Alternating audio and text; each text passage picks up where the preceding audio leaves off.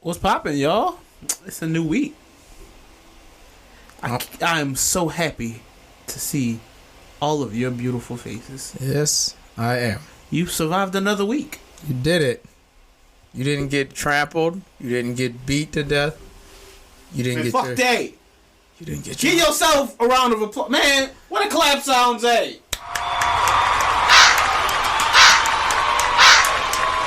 I said claps, not calls, Gideon. Stupid bitch. Bro, he clapped, man. Hey, y'all didn't get your heart broke this week. All right, anyway, let's go. Hey, you better go call downstairs, motherfucker. Hey, Parker, chill. Don't let him talk to you like that. And get in. Don't let him talk to you like that. Seriously, y'all gotta learn to be cool with each other. Ren, stop. I get it. You look, that boy is not calling you back. All y'all could run hands. No. Ren's not in any state. She got a heart broke this week. Damn. And look, don't do this shit. Not now, bro. Go hook up with one of the does, man. Look, Yanni's been laughing about it, but Ren got a heart broke this week. I mean, me too. But yeah, that's no one's business. That ain't nobody's business, baby, but mine and my little shitty shattered heart. All right, but hey, everybody, I'm putting on a facade. I think I don't feel like crumbling inside, but I'm not, cause we on the podcast. Let's go. Let's do it. We making up songs. We on the fly. I hope I don't point my gun to the sky, because I will. And shoot a black hole into the universe. Pow! Oh. Pow! Oh, wait. No. I was making a song. Shooting for real. No. So sorry. No. Now we have buckshots in the walls, and this doesn't need to be here. I was joking about my heart being broken, guys. It's really not. Okay, there's some truth to my lie, but the point is, don't worry about me as much. I mean, I'm just a shattered little lover boy right now. Wah. I want to give all my love and affection to somebody else. Anywho, welcome to Simply Complicated. We missed the artist show today because I have to be at work. Well, and we could have networked, and I feel bad because I think it would have been cool. People would have seen the show and be like, "Hey guys!" I would have got to show them all my cool dance moves. I would get to show them all the ways, the different variations of crying. I've learned like 13 techniques of crying. There's the silent cry. There's the you have snot in your nose, but you don't want to cry, but it keep coming out, so you cry anyway because the snot you just keep annoying you. There is also the classic your voice starts to break cry because you don't want to cry. You might call me a cry ninja by some chance, but there's also a cry ninja. I was a cry ninja, and I can't forget the best cry, the angry cry where you shouting and screaming at everybody around you, but you don't know why there are tears coming out your eyes. There's also hidden technique cry number 5, where you hear Lou Bega's mumble number 5 and you think, what happened? What happened to Lou Bega? Where is he? I want to mumble some more. Fool. And that's it. Because there ain't no Lou Bega on. America don't love Lou Bega like I love Lou Bega. I like mumble number 5, goddammit.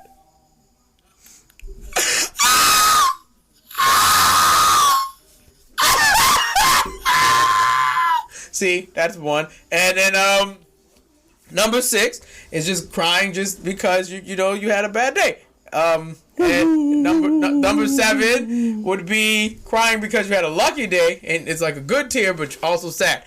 I guess we're going over all of them because I said there were 13 or 12. I don't remember. My memory's all messed up. I've had a bad week. 8. Let's see. 8 is crying when, let's say you know, there's heartbreak and then there's food heartbreak. When you thought you were about to eat something good and it turns out to be absolutely trash, that is a different type of cry. That shit hurts. That's an extreme level of crying. I do not recommend it to anyone. Do not get your hopes up thinking, oh, we about to eat these fire wings or this fire pasta or this fire entree. And then you eat it. And then you're like, I just wasted my money. I wasted my time. I sacrificed my money. and my time for this just for this shit not to be good. For all you sex addicts out there, that's like, hey, I'm about to get some, and then it's not good. And you're like, what was the purpose? Why did I choose violence this week? That's cry number 8. Cry number 9 is just crying when technical difficulties happen. That's it. It's a very small cry because you can't see it. People don't see the tears coming out your eyes, but you'll just know when your technology starts to fall apart and nothing works, like your internet goes off or your Xbox doesn't come on, or for some reason your phone just doesn't want to text that day.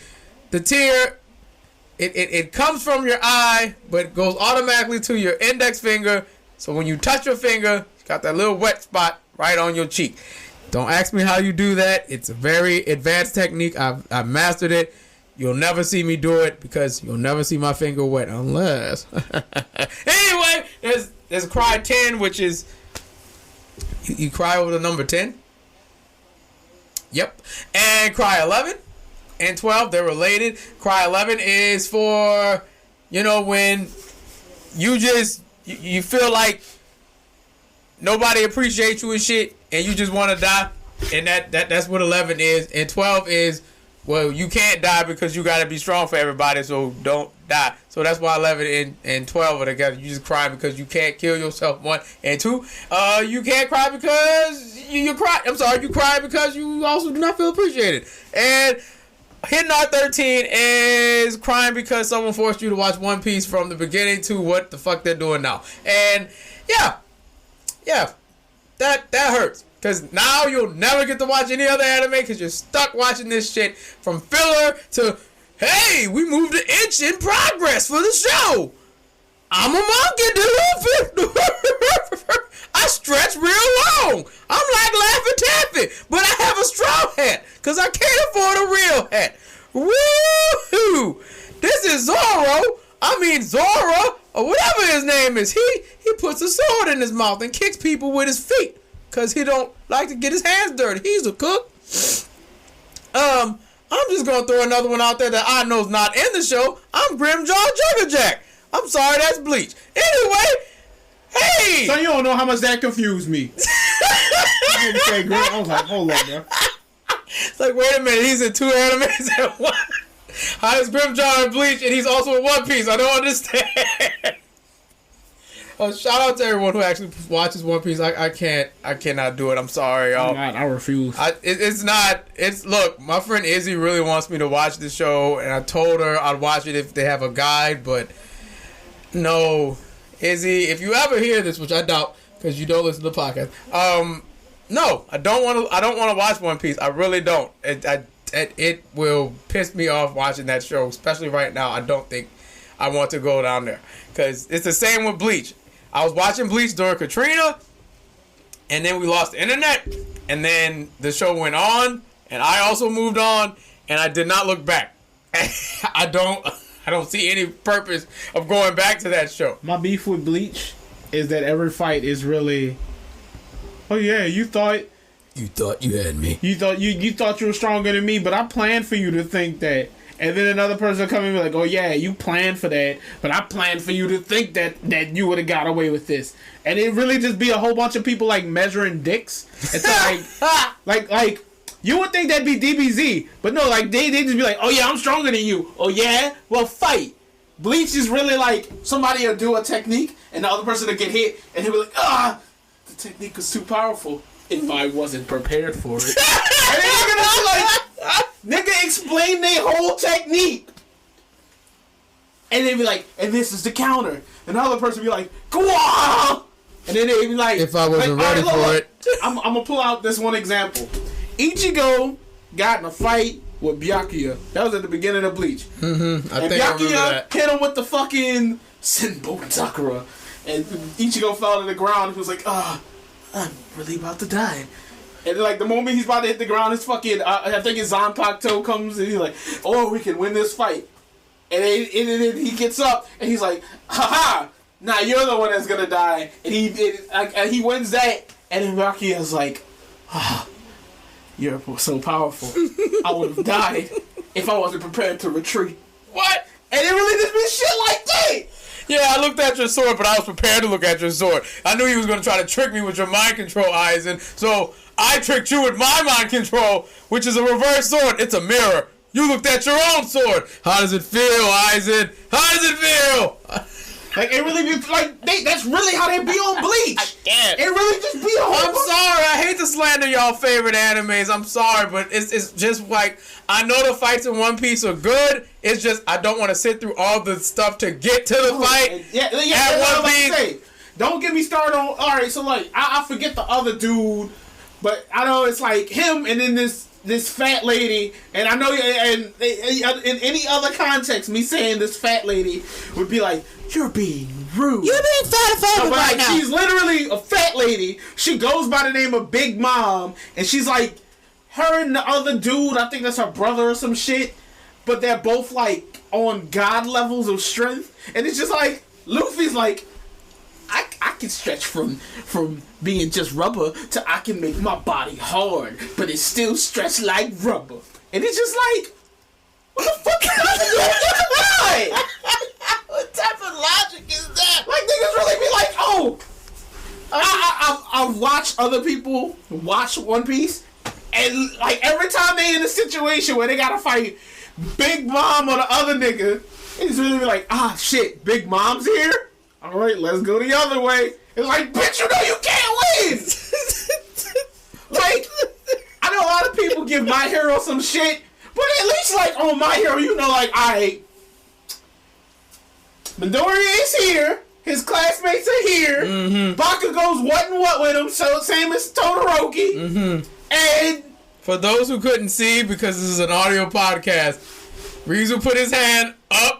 He put the classmates just below his hand. He put Bakuya and Bakugo. What the hell did I call him Bakuya for? Bakugo and Todoroki like right below his fingertip. And I think you were about to say All Might before the I'm done phase was like I'm above his left hand. Yeah, so it's like, so you know what niggas' strength level's at, but people are improving. You can't compare Luffy to like, I understand, and then the people gonna be like, oh, hockey.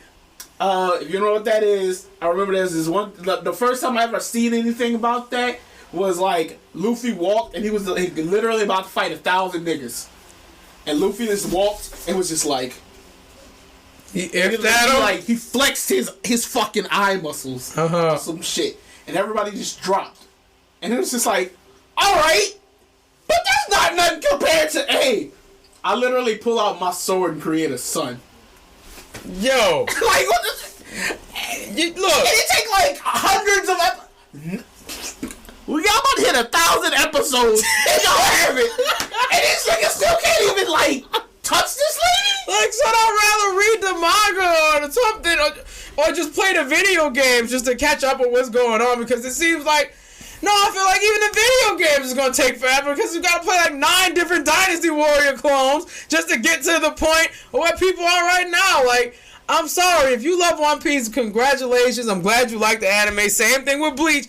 All I'm saying is, I missed the boat. I don't want to get on the boat. I'll watch the highlights.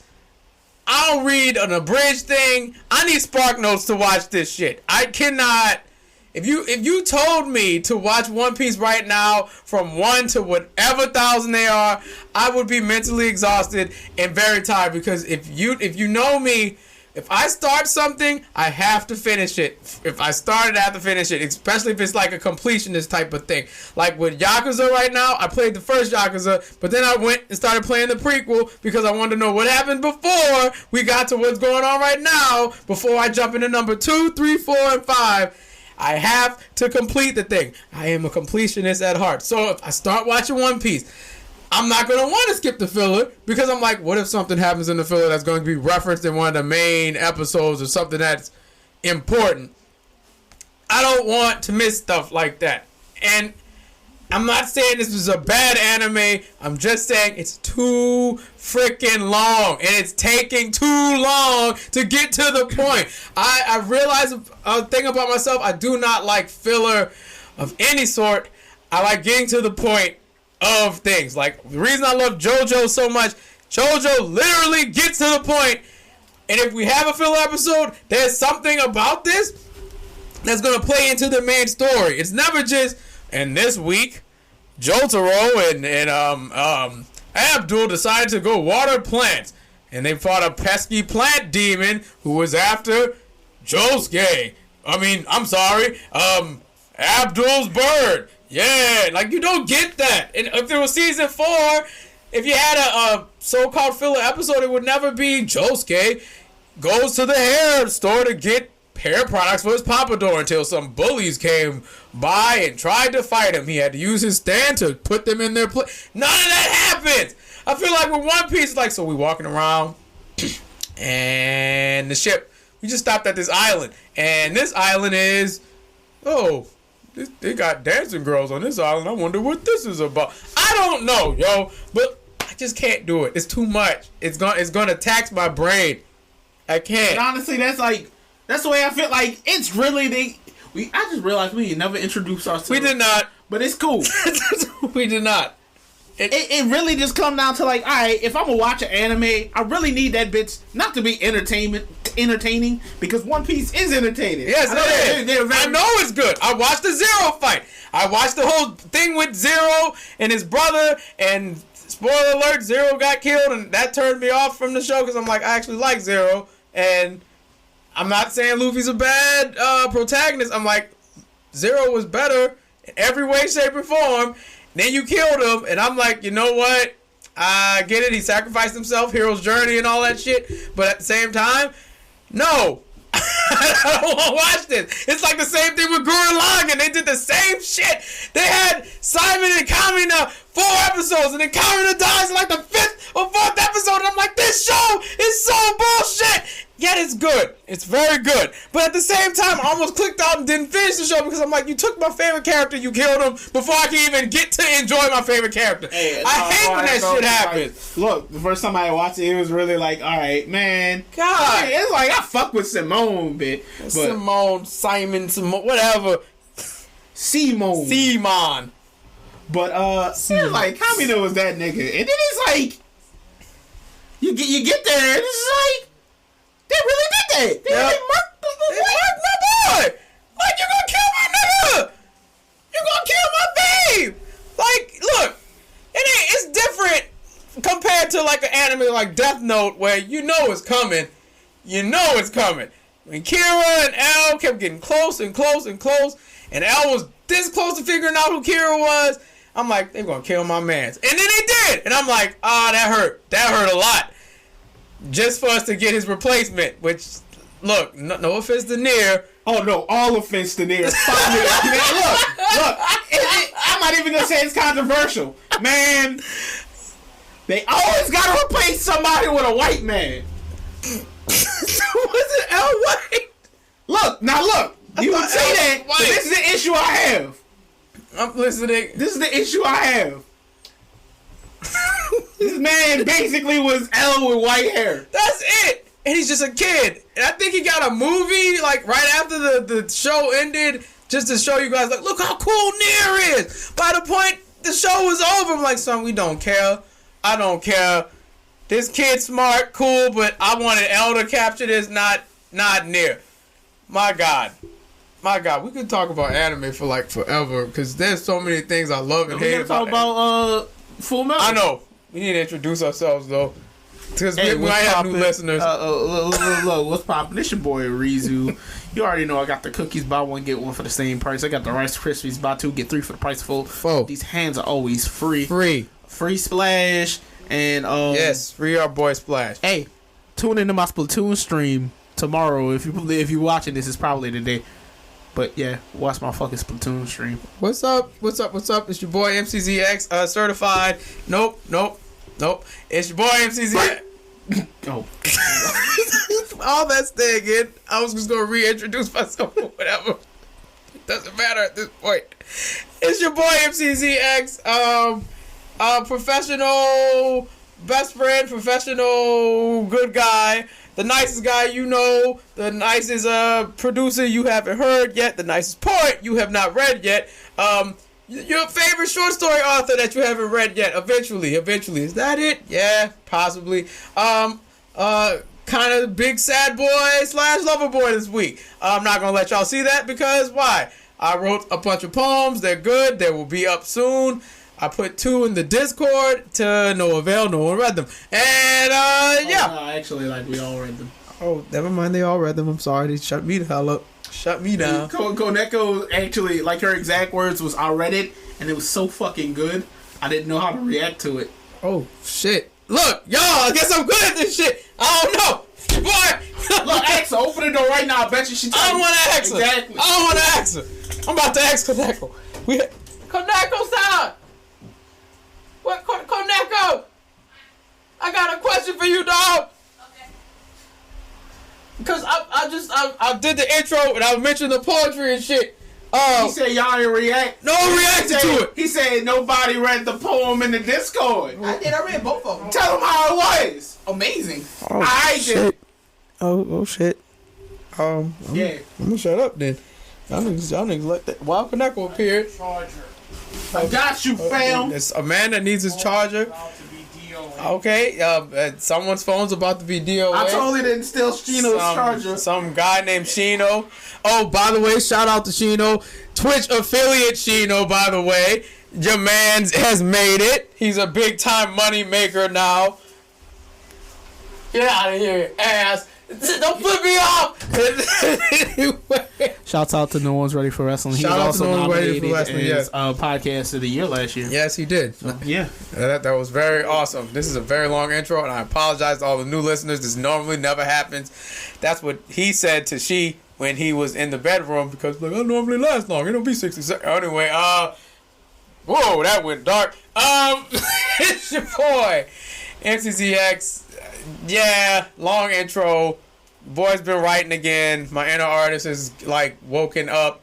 It always wakes up after like something really bad or I'm really depressed. And now it's here and it's like kind of holding me up to not be depressed as much, but I am depressed. Anywho, that takes care of the intros, I think. So what are we talking about? I want to ask you about Full Metal. Let's go! We're back in anime. Let's go. Let me tell you something. I had a top 5, right? That show was nowhere near my top 5 nor top 10 till I watched it. It's the number 2 out of my top 5. And it's the only reason it's number 2 is because my number 1 has such a twist ending that's insane. That will make you rewatch that show over and over again. That's called Monster. I'm telling you, the twist in Monster is insanity. Blew my freaking mind. That's number 1. Full Metal Alchemist Brotherhood. Brotherhood, not the original. Because I've heard about the original. The original sounds like a dumb 4Kids adaptation. I don't like it. But Brotherhood, oh my God. What a ride. What a story. Such character development. Such everything.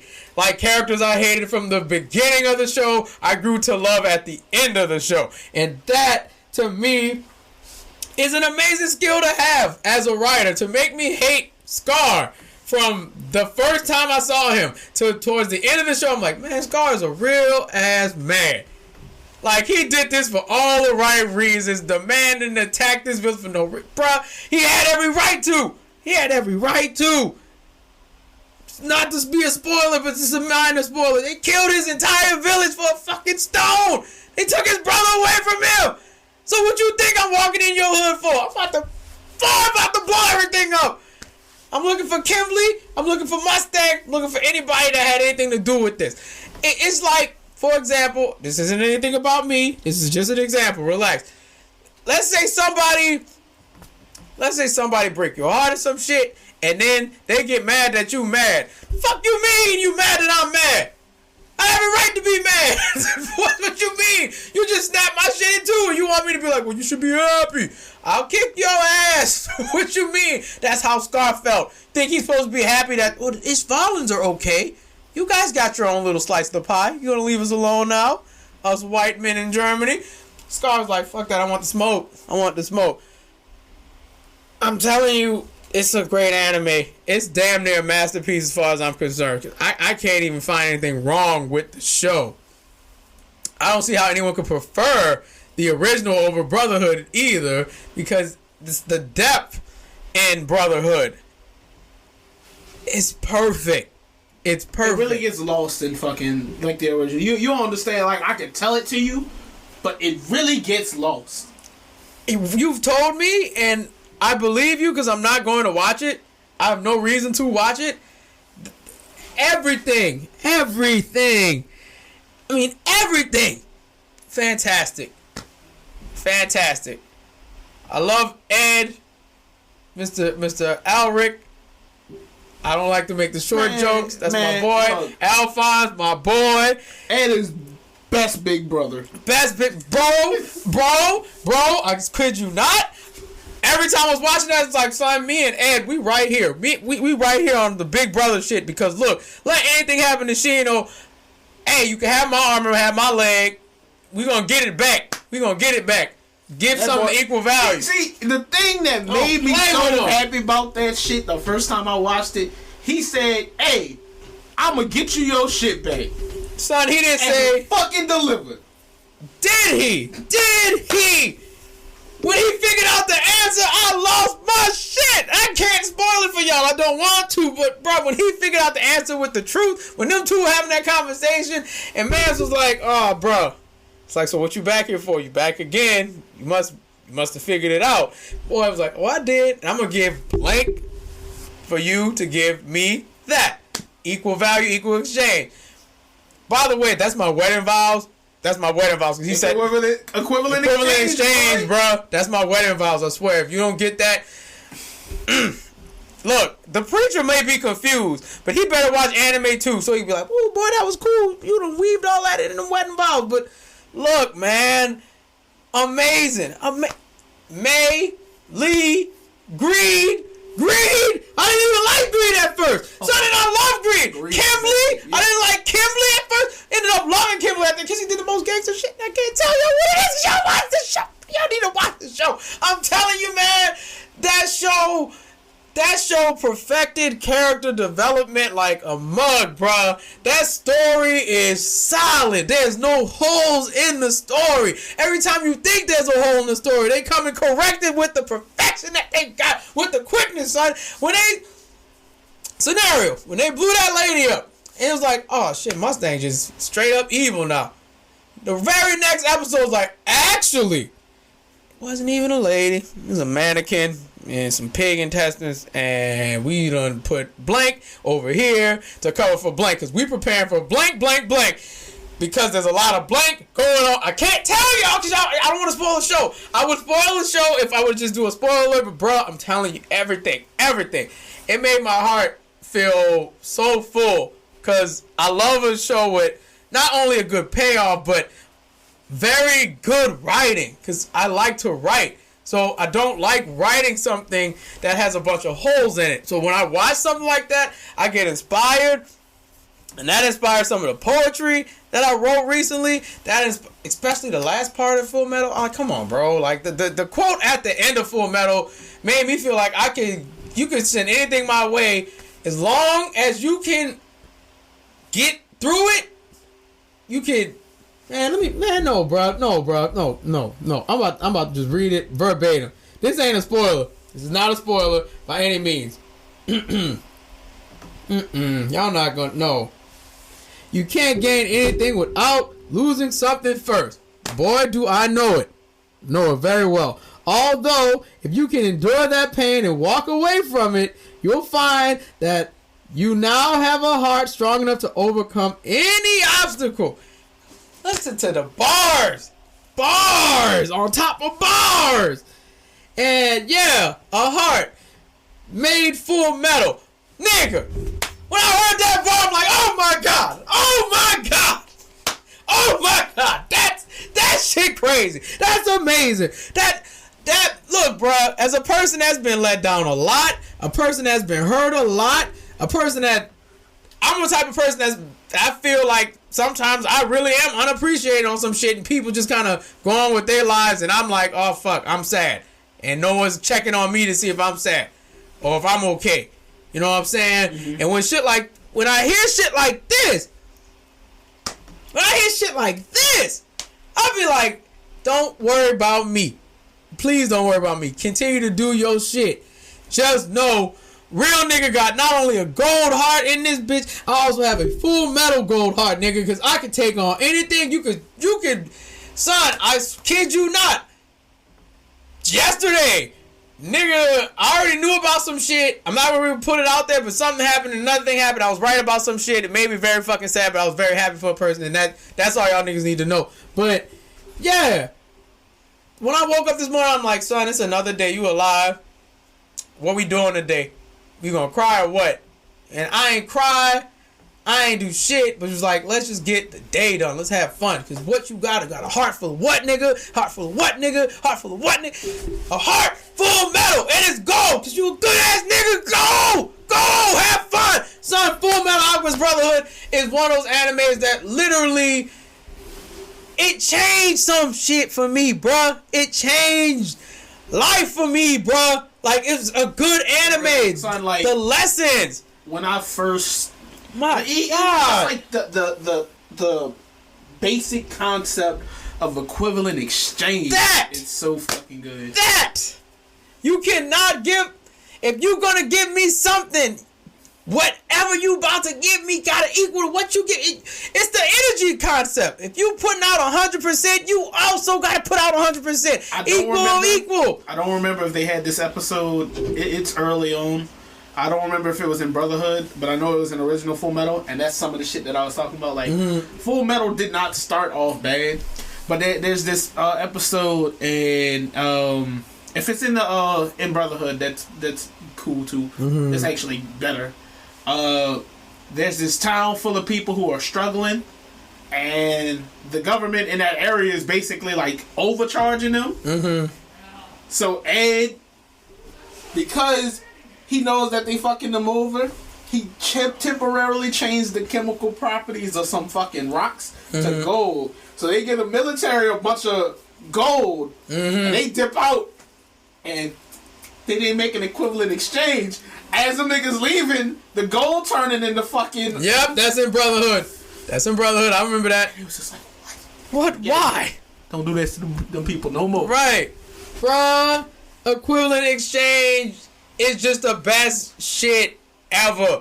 Just something of equal value must be given, and something of equal value must be taken for us to have this one thing. That's how it's gotta be. If you gonna give me... If I'm going to give you 100% of my energy and my time, you cannot give me 50. You cannot give me 90. You can't even give me 99.9. It's got to be 100. If you don't give 100 and 100 and we don't get the thing that we want together, you didn't do equivalent exchange. You bullshitted.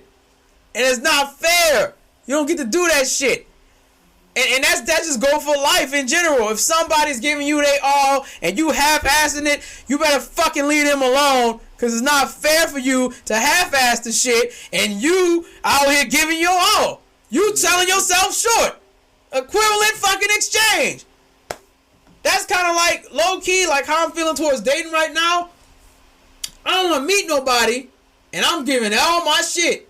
And you just like, oh, that's nice. That's the fuck that. It better be matched tenfold. If I go out my way and write you some shit, if I go out my way to buy you some shit, you ain't even ask for it. The next fucking week, the next day, whatever, you better outdo me, son. Outdo me. And it ain't gotta be monetary. It ain't gotta be monetary. It's the effort. It's the effort. I appreciate effort. Yeah. It's really effort. So like when I feel like, and I'm not throwing no slangs and none of that shit, I swear. But if you listen to the podcast, you understand where I'm coming from with this shit. If you doing your all, son, and you really out here making sure people straight and they don't do the same shit for you, citing fucking situations and shit, and that's the reason why you ain't, you's a bullshitting ass person, bro. That's not fair. That's not fair. Because when you add value to someone's life, they're supposed to also add value, not have you fucking sad all the time or have you like, oh, questioning shit. That's not fair. Exactly. Back to equivalent exchange, y'all. Apply it to your life. Really, just understand. Something to gain something, you gotta lose something. And if you're gonna lose something, make sure the thing that you gaining is worth losing. That's all I'm saying. Make sure that the energies match 100 and 100. Because if it's not 100 and 100 and y'all both losing 100 to gain 100. Yo, leave. Back to Full Metal. I'm sorry we had to get in some life shit, but it applies.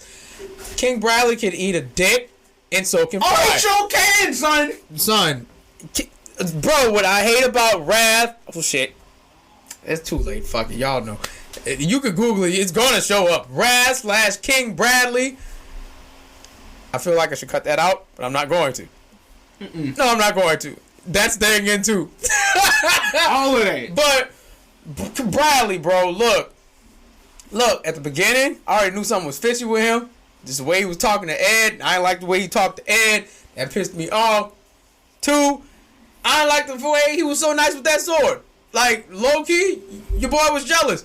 I'm like, out of every sword protagonist I've seen, ain't nobody touching King Bradley with his sword. Like, look, Berserk, cool. Guts, amazing. Bastard Sword, love it. King Bradley versus Guts, Bradley got that. I'm sorry, Bradley got that shit. That's over with. King Bradley, look, the sword. That sword play was fantastic. I loved it. The whole time, bro, I was like, how is anybody going to beat King Bradley? Because I know it ain't going to be Alphonse. It ain't going to be Ed. Y'all ain't going to be able to keep up with him. It's not going to be Mustang. Impossible. Son. I think. Son. In the first moment, I ain't going to say I was suspicious. Because at that time, if you wasn't suspicious, you was already suspicious. When it's like right at the beginning. Not right at the beginning. But it was like during the sorry, spoiler warning. Oh, here we go. The first greed. Yep, first greed. When chick was chilling inside Alphonse and he just came all casually, it was just like, hold up. Slice. Yep, slice. What was you doing? Like, Alphonse was like, what are you doing? He's like, oh, nothing, Alphonse. Just making sure you're okay. Making sure there's nothing inside of you. Like, son, he knew what the fuck he was doing. He knew what he was doing. Bruh, I don't like him or his little funky ass son, Salim. I don't like him either. Every time he was on my screen, I wanted to scream because I hated Salim. He was so annoying, dog. Like, spoiler alert. He's homunculus. He's Pride. He's the first one. The most annoying one. God, Pride was annoying. He was the most annoying because his move was cap. Everything was cap. For example, oh, the lights are off. I can't do anything. There ain't no shadows in the room. Oh, lights on. Hey, I'm about to beat everybody ass because there's shadows everywhere. I could cheat. Son, I hated him. I hated Salim. I can't say what I want to say because that's going to spoil what happens to Salim. But when he got, I was happy. It is documented on my Twitter. There's a big long thread of me just reacting to the last 4 episodes of Brotherhood, and yes, I enjoyed it. Envy, you a dick? You're a dick, man. I don't. Hughes, bro. Hughes did not deserve that. That's another spoiler alert. Sorry. I'm so sorry. But I'm no, I'm not. No, we're not. We're not sorry. You look. The show old. I get it, but still, if you never watched it, I'm sorry. Envy's just a terrible person. I don't like Envy because Envy was jealous of everyone and everything because that's what envy literally means. You're just jealous-hearted and you're envious. I'm trying not to be that. I remind myself you don't want to be envy. He sucked. Lust is ass. Literally. I mean, she lust. She ass. I mean that. I mean that with my heart. She ass. She's sexy. But she ass. She's a really lame of the 7 deadly sins. My poor boy Slaw. They beat that nigga ass. The dog. They mollywop Slaw. The dog shit out of Slow. Yo, I'm telling you, that fight, Sloth was like, bro, how many times I had to keep coming back? And at one point, spoiler alert, Sloth was like, son, look, I done got my ass beat enough. I'm done. This is annoying. I'm sorry. So I had to pause the show. I laughed for a good 10 minutes. Because could you imagine? You could just keep regenerating and keep coming back. And you just chose, yeah, son, no, I'm done. I had enough. This is really annoying. Y'all are pissing me off. Because I have a job to do. And y'all, A shout out to the Armstrong family. Both y'all amazing. Love y'all. Especially Olivier. The baddest. But I'll save the best for last. Even though I love Ed, because I'm a big brother, you know. But my boy Colonel Mustang, son. Colonel Mustang. Mr. Roy Mustang. Look, bro. Look. When I say that's the definition of a real friend and a real ride or die, Colonel Mustang. When I talk about revenge, Colonel Mustang. I have a picture in my phone that scares the hell out of me now. It's right up. Nope. It's during a very pivotal moment of the show, and Mustang has like lost his mind, and everyone's trying to calm him down, and he just goes, "Nah, you're in my way. Give him to me." Got his finger out and everything. He about to burn him up. Can't say it, but look, he about to burn old boy up. He ain't play them games. He don't play them games. You mess with Mustang, you gonna catch these hands. I'm glad I have a couple Mustangs in my friend group. I know I got plenty. Reeves was one of them, but I'm glad I have some Mustangs. They will set this bitch off. If something happened to me, if something hurts me, if somebody hurts, nigga, they will set this bitch off. Cause that's Mustangs. That's what Mustangs do. Son, my boy was about to overthrow the whole government by himself. He knew he couldn't do it by himself. He was like, "No, I'm so mad. I can do this alone. I don't need y'all help. I'm in the Look, go watch Fullmetal Alchemist Brotherhood, bro. I'm telling you, it's a fun ride. Son, I'm so glad you watched it. Because it was really just like, so it's one of those animes that if you ain't never watch it, and somebody else trying to tell you how good it is, nothing they can say will compare to how good it actually is. That's what I'm saying. It's like, okay, it's like, this will make sense. This is like, you know, trying to convince somebody like, "Dog, I love you. I love you. I love you." Until you experience it, then you'll be like, "Oh, that person really do love me," and I don't have, they keep saying they do, but look, Brotherhood, just like Rizu said, no, everyone, I could describe it perfectly to you from beginning to end. It's not gonna matter until you watch it. You gotta just experience it. It's kind of like how Steven Universe was for me the first time I watched it. I heard all these good things about the show, and then I watched it, and I'm like, holy shit. Steven Universe teach you so fucking much. Yeah, there's so many life lessons in that show. Like, my God, bro, that's a show. I actually, I know this is off topic, but you mentioned it, so I do want to talk about it. What's that? I watched the interview that Rebecca Sugar had, and she realized, like, the moment that Steven Universe actually died, moment Cartoon Network pulled the plug on Steven Universe, officially was the Garnet, the Ruby Sapphire wedding. Because it's like, you can't show two women kissing. It's like they're stones. They're stones. And Rebecca Sugar said, "Why the hell not?" Right. And he was like, "Well, some people might find it offensive."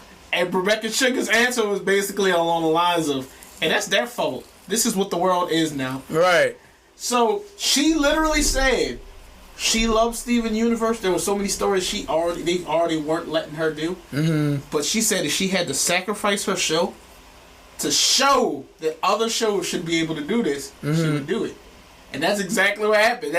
It's literally, if y'all were watching at the time, because I know by the time I had pulled MCZX in, the movie hadn't even come out yet. Yeah. So, good movie. I pulled,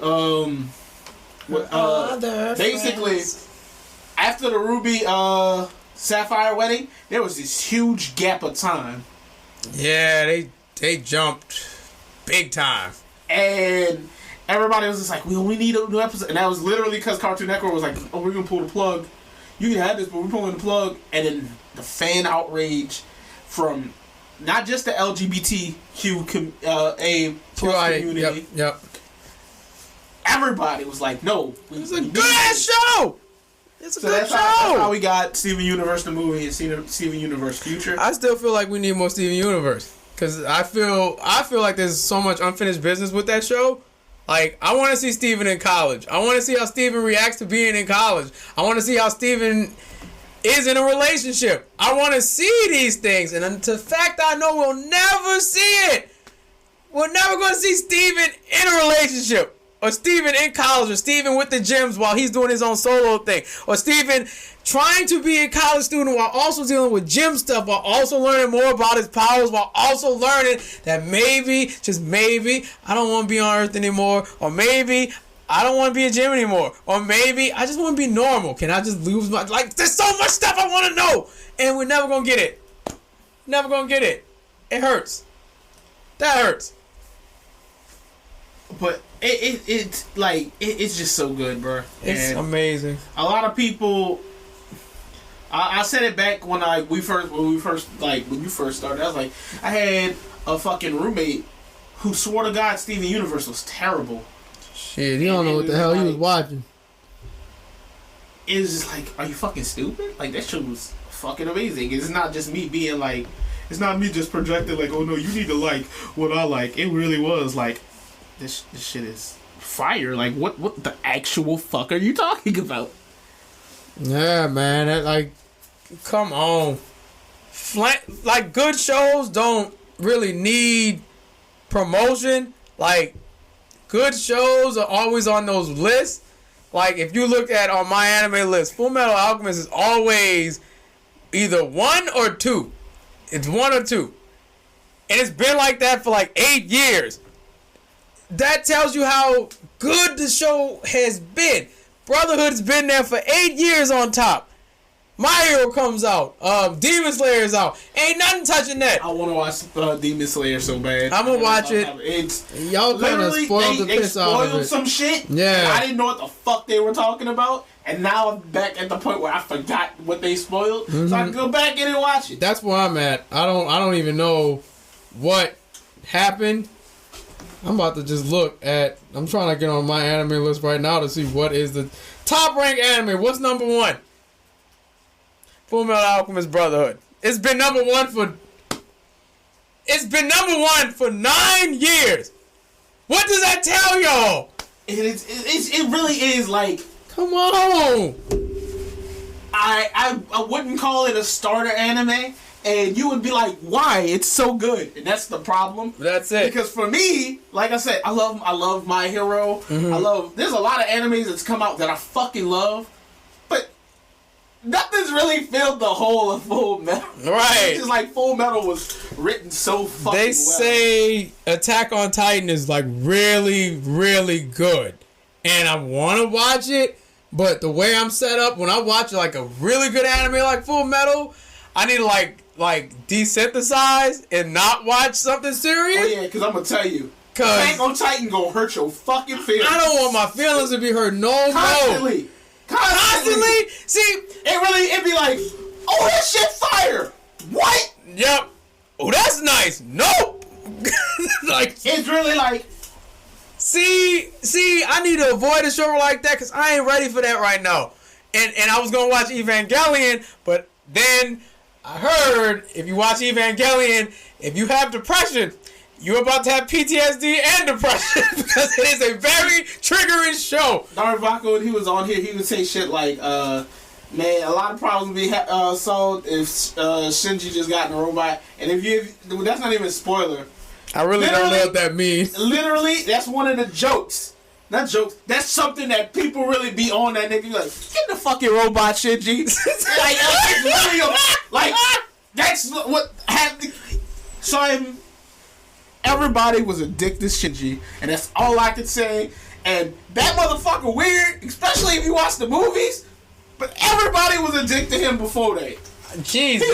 He might have been weird before. He might have been weird, but he didn't show how weird he was before they were just dicks. They were just like, you're this person, son.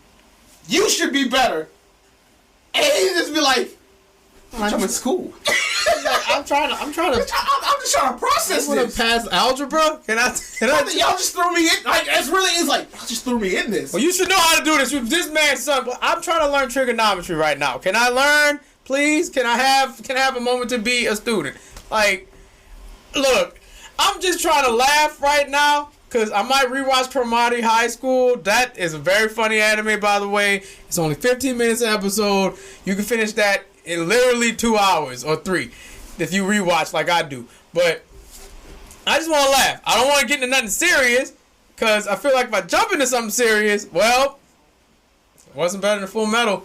And I don't want to do that. I want to be that person. Wasn't better than Full Metal. The writing wasn't good. You know what I honestly still like? I'm gonna keep saying it. You still gotta watch Super. I know, but I want to watch Hunter x Hunter because I watched it in middle school and I don't remember as much. I have not beef with that anime. We've been talking about anime for 50 minutes. Hey, I mean, like literally the only thing else I have today is, and I'm sorry, like I'm brushing over it like it's nothing, but like the person who the creators of Cyberpunk, they apologized. Oh yeah. And the only thing I got now, like literally the only thing I have to say on that is, well, y'all already know my stance. Y'all niggas rushed the game out. The fans, not the... Yeah, y'all put too much pressure on CD Projekt Red. And for a game developer to give an apology along the lines of... Cause I don't know if you saw the apology video. I didn't. I saw the He straight timeline. up said, don't be mad at the developers. They did their shit. We are the finance committee. We are the people who like have to give the final say so. Mm-hmm. And we told them to push it out. And they weren't ready to.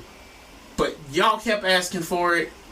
We forced them to push it out. They've been working around the clock to give you better updates to actually fix this game. And the only thing we're here to do with this apology is try to gain back your trust. Those developers did not hurt you. We did. And niggas went on the internet and was like, look at the apology they gave, man. Look at them begging for... So wait a minute. So they were upfront and honest. And the internet trolls were like, no. They even went into detail about... It's not good enough. They went into the detail about the things that gave the console problems. And it was like, this is how we're trying to fix this for you guys. How cheeky people can be. Like, they're telling you what's wrong. They're giving you the specifics of what's wrong, and y'all are still complaining that it's broken? They're telling you it's wrong. They're telling you the thing is broken. They even said why it's broken, and you guys have the nerve. Y'all ain't even making the freaking game. Y'all just paid your little $60, and I know y'all made $60 after that. Some of y'all have jobs or parents that will throw money at y'all. Y'all got y'all money back. What's the problem? I don't get that. You should be groveling at their feet that they were honest enough to do that because they don't. Because think of other companies. If EA made Cyberpunk... EA has never, not once in their life apologized for anything. You buy Madden every year. You can't play defense as a linebacker. We know you can't. We don't want you to be a linebacker. We want you to play as Lamar Jackson. We want you to just throw the ball and catch it. No defensive stuff. No fun things. No actual coverage. No ball physics. No referees. No franchise mode. We can go on and on and on. But once again, y'all keep buying it. EA never gets held responsible for games like that. All they care about is Ultimate Team for FIFA, Ultimate Team for freaking Madden, and with the UFC games, that shit. Look, I get UFC's popular. I don't want to play that shit. I want to play Fight Night. And let me get on y'all about another thing. MCZX, I know he don't know about this one. He gonna scrunch his face up the moment I say this. I feel like you should take a picture if I do. What's y'all beef with Scott Pilgrim vs. the World Complete Edition? No, hold on. Wait a minute. They are really mad at this game. And I say that, what's y'all beef? But literally... Get your camera, take a picture. Literally, what they said, I read a review today. I know you lying. And the review was along the lines of, the game, it's just so outdated. Like, we can play other games. Why would I play this? And then the graphics, the music's not even really that good. Man, you gonna disrespect Anamanaguchi like that? In front of me? You don't disrespect Anamanaguchi in front of me and say the music's not good and stop him. They said, hold up, another one. Y'all would really re-release this when there's games like River City Girls. Why would we play this when that's already out? Why are you comparing the two? Why are you comparing the two? We've been wanting Scott Pilgrim back for since you took it. You delisted the last time. I'm gonna tell y'all, Scott Pilgrim was what, like $20 when we first watched it? Yes, it's $15 now. With all the DLC, your online multiplayer, so y'all can play with your friends during COVID. These people ain't had to do none of this shit. They could have left it out. Get the picture, cause I don't know how long to keep this face. This is some bullshit. Y'all really make me sick.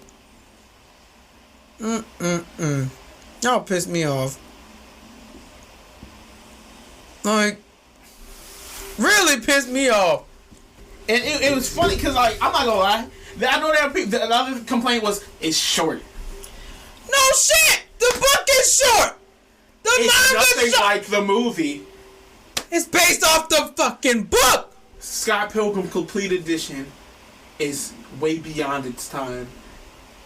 And it was just like, y'all realize this game came out 10 years ago, right?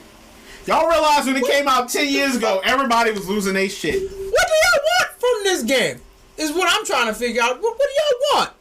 Do y'all want it to be like, instead of the graphics we have, you want it to be on 3D with voice actors? You want Michael Cera to come in and do Scott and have Ramona's voice actress and Nye's voice? What do you want? What do you want? We complained about this for years, that we couldn't play the game anymore, that we paid $20 for, and we can't even play it on our current system. You should be happy that it's out. You should be happy you could just pick it up and play it over and over again. Just in case you don't have the books, which are very hard to find, mind you. You can run through the entire story, minus all the little minute details that's in the book. 7 levels in the game and have fun. You'll know the movie by just playing 7 levels. It's fun. It's fun. Why do y'all always shit on fun and then compare it to other games that are similar? I don't get that. River City Girls is not Scott Pilgrim versus the World. It's not the same. They're both beat 'em ups, but they're not the same things. Why even waste the time or the breath to compare the two? Let that be that game, and let Scott Pilgrim be that game. It's like you wrestling fans with WWE and AEW. Shit, WWE does this over here, and AEW does this over there. There's no reason to be like, hey, well, if WWE would do what AEW does, maybe they'll have this. They should bring in the old timers to be mentors and not be in main event matches with their top young talent. Or if AEW would step up their production game and actually make their women's division better, maybe they'll be on the same level as WWE. Like, shut up and enjoy the shit that's in front of you. Just enjoy it. Y'all don't understand the privilege that y'all get with that. You get to enjoy this for free, uncensored. Like, what is wrong with y'all? And I think like the biggest Good God! I had went and looked for the that looked pissed for the me one off that so like much. really annoyed me, and it was dude talking about how the game is bad because the original game was made by Ubisoft, and it was the Toronto division was working on it, and they only did the first level, and then Chengdu, China, Ubisoft, it's in Ubisoft China, they finished the game. And it was just like, the first boss feels so polished and has mechanics, and then the second boss, what is it? He hits harder? You never played a freaking video game before, clearly. Like everybody should have had their own specialized mechanics, and the game could have been. I mean, everybody pretty much did. Lucas Lee hit hard. He beat the shit out of Scott. Did you not see the movie? The minute he walks up on Ramona and Scott, he punched Scott so hard, Scott went flying. And then he's like, oh, he's cool, seems nice. It's in the book, it's in the fucking movie. What is wrong with y'all? Y'all are aggravating. Like, so I hate to really yell at y'all like this, but I'm talking specifically to the people that do stupid shit like this. I do not respect that shit at all. It's not cool. If you have a Series X and you also have a PS5, enjoy your consoles. All this console war shit ain't no console war shit. It's all made up for y'all to just buy both of them. You're gonna buy them anyway. What's the purpose? You're complaining about something from 10 years ago. That's like if we re-release Marvel vs. Capcom 2 now, and y'all have the nerve to be like, well, we have Skullgirls, and they have Dragon Ball Fighters, and we also have Samurai Showdown. Why would we want to play a game that's 10 years old and broken, mind you? Like, what do you want? What do you want? I don't get it. You complain about the things that you don't get. For example, Earthbound fans have been complaining about no re-release for Earthbound for the past damn near 20 years. We wanted a re-release for 20 fucking years. We haven't gotten it yet. Now, when it comes out or whenever we do get it, I better not hear not one of y'all be like, well, the emulator was better. The music is different. Ness is talking and he's not supposed. Like, shut up and enjoy the thing. Enjoy it. Why is this so difficult for people to understand? Enjoy the ride. When the ride's over, get off the shit and go do some other shit. You complain about Scott Pilgrim from 10 years ago when you couldn't even play it. What? 10 years ago. You were complaining that you couldn't play it 10 years ago. And now the thing's in your hands and you're complaining that you can play it. You're complaining that you could. You're complaining that you couldn't play a game from 10 years ago. And the thing is in your hands and now you're complaining. It's like someone who lost their right hand. And they're like, man, I wish I had a right hand. And 10 years goes by and they get a nice, cool right hand. Prosthetic is metal. And they go, hit this number. Oh, it's just not like my other hand. Of course not, motherfucker. It's not your hand. It's a metal hand, but you have a right hand again. So be happy that you have a right hand. What is wrong with y'all? Damn, y'all get on my nerves. Gamers and people in these fandoms, they piss me off because they ruin it for everybody else. They always gotta just throw these stupid ass opinions that nobody asked for. No one asked for this. Like, Splatoon's not better than Counter-Strike because Splatoon you could all just shoot paint, but in Counter-Strike you can shoot real bullets. And I prefer to play games like Payday and Counter-Strike, which is realistic. And like, it's a video game. It's a video game. It shouldn't even be all this shit. It's a video game. Like, for those who like Madden, hats off to you. Keep playing that broken ass game. We're not going to play it because I already see I'm just getting the same exact game every year. I see that. But if you like to play it just for the updated rosters, cool. It's the same thing with sometimes with NBA 2K because 2K been on that shit too. Not the next gen one, but if the next gen game, the one that's coming out this year, just looks like the other game with a roster update, I'm going to call you out on it, and I'm not going to buy this shit. It's already $10 more than a regular video game. No. Point is, if you enjoy something, enjoy it. I'm not here to dissuade you from it, but if you do ask why I don't like a thing, here's why I don't like it. Especially when it comes to Madden and 2K. With Scott Pilgrim, though, there's no reason for you to even complain about it. If you didn't like it when it first came out, of course you're going to be mad that it's back out again. I didn't like it when it came out 10 years ago. I damn sure don't like it now. Okay, makes sense. But for everyone else that's just hype and excited that Scott's back and we can play the beat 'em up with our friends, please leave us alone and enjoy the freaking ride. God dang it. I always gotta go on tangents every week now. I feel like I'm gonna be doing this with y'all. But look. Oh my God. You already know what it's time for now. Hit the button. It is time, y'all. We have questions. Question of the week. Question of the week. There we go. Question of the week. And this week I asked y'all a very simple question. Is a question of the week. Question of the week. Tell me. What's an important life lesson you learned from 2020? So, y'all gave really morbid answers. I got a really morbid answer. I would like to go first because I feel like my answer will ruin. Go ahead and read your answer. Your effort and your sacrifice don't mean shit. Don't think you get points because you do a lot for those that you love. Remember, I didn't add this, but remember, don't be expecting anything just because you did a lot of things. Don't expect anything. Keep your expectations very low. Make sure you never forget why you go hard for those you love. And don't trick yourself thinking you did a disservice to yourself because you went hard for those people that you love. You did it because you loved them. That's how it works. Also, if you got like real good hair, you might want to twist that shit because you're gonna get all pretty, and then you get conceited and you take pictures like a baddie. Yeah, let's go. Alright, so I just went live on Insta. Hey. So to anybody that pops in, hey, how you doing? How you doing? I'm sad. Hi, sad. I'm dad. So I hate you. My first answer, I'm not gonna lie, it was very silly.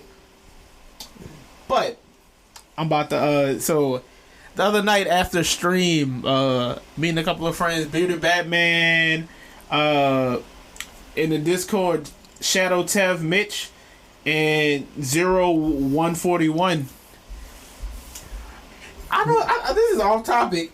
Man, you gonna have to have some beef with him. 0141. Oh, yeah, I am. You know why? Why? Because his tag is 0. And guess what his name is? Better not be 0. Yeah, guess what his real name is? Better not be my name. It's your name. Better not be my name.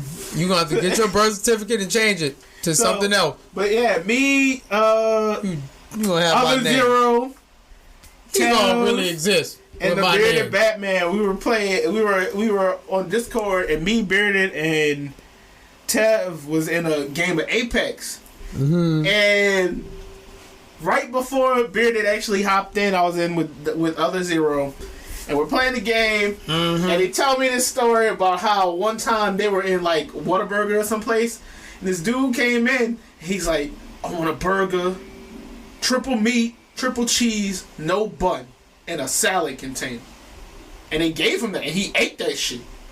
Yeah, that's normal. It was just like, that's a heart attack and die. I mean, the triple cheese part is gonna do it. And so when Bearded hopped in right before, like, we like fucked up a squad. There's all 3 of us, and I was like, "Hey, I'm about to do that triple meat, triple cheese, no bun." And we just ran in there and fucked everybody up. And I actually fucked that game up. We lost. It was my fault. Well, he's taking responsibility. I threw a grenade, and Apex doesn't throw a grenade and then pull your weapon back out. Mm-hmm. So I had more grenades. So I threw a grenade, and I went to go shoot. And instead of shooting, my character was like, "Another grenade." Mm-hmm. I'm like, "No, I have to hit." So I switched the weapon. You died. And it popped. You got popped. My real answer. Not fuck that. First, that is my real answer. But another answer I would give, cheese, no bun, is that last year really taught me the value of true friendship and having people there for you. Because a lot of people, a lot of important people, and I mean important not just as celebrities, but as friends. Mm-hmm. A lot of people died last year. Because of COVID, because of unexplained situations, accidents, all types of things. And all last year really taught me was really, really hold on to the ones you love. Because they could all be gone in an instant. And snap like Thanos. But now it's time to read y'all answers.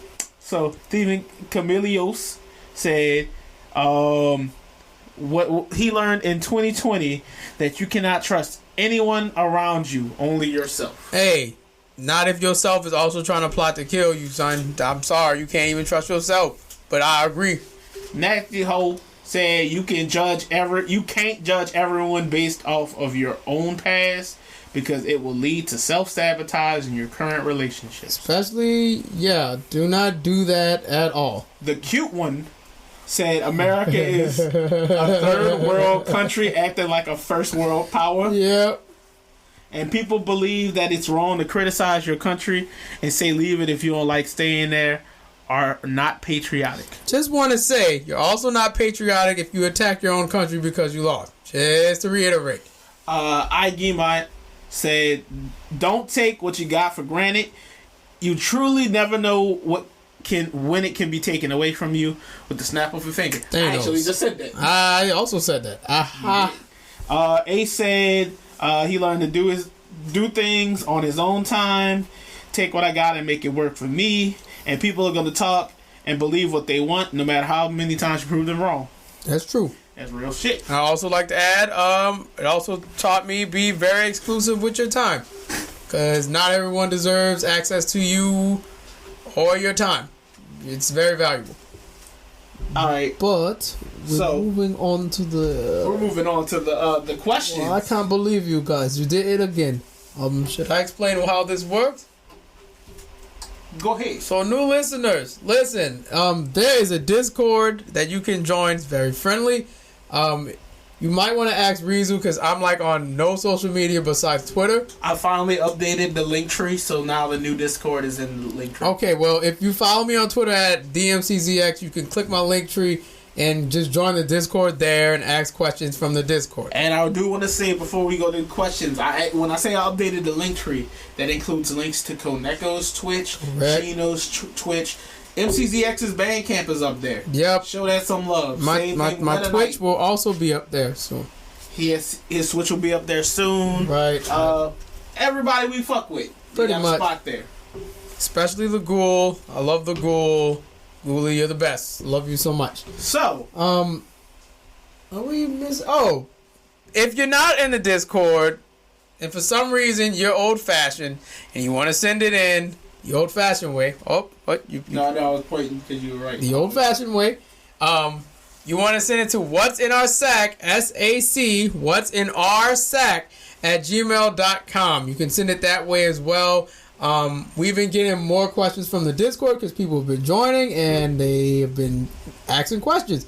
To be quite honest, I like it, but I also would like to hear from folks in the sack because that's what I made it for in the first place. But there's that. I would have said the Facebook and Instagram thing. Once again, that's Reezu running that. I'm not on either one of those websites. It won't be for quite some time until I feel better. And Twitter.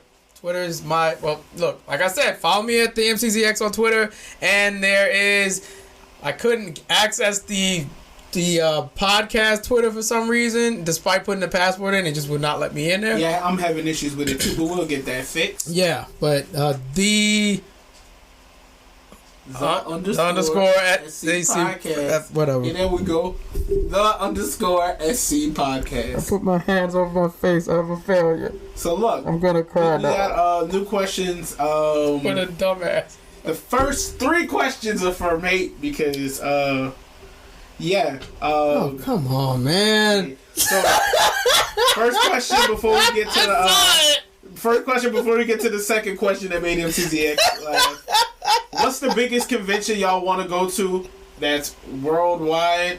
I want to go to like one of look, it's gonna sound bad me explaining it. So listen to the full thing. I'm not saying anything until I hear it.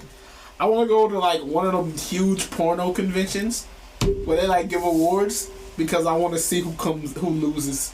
I want to see who loses. You almost had it. You almost had it. You were about to say it, and I'm going to just correct you. I want to go to the porn convention because I want to see who comes last. Yes. You were about to say it. I'm like, come on, he got it. No. That was a missed opportunity. It was too easy to hit, bro. Who comes first and who comes last? They take that shit serious, and I just want to see somebody cry because they porno didn't get first place. Yeah, but I was fucking good on that one.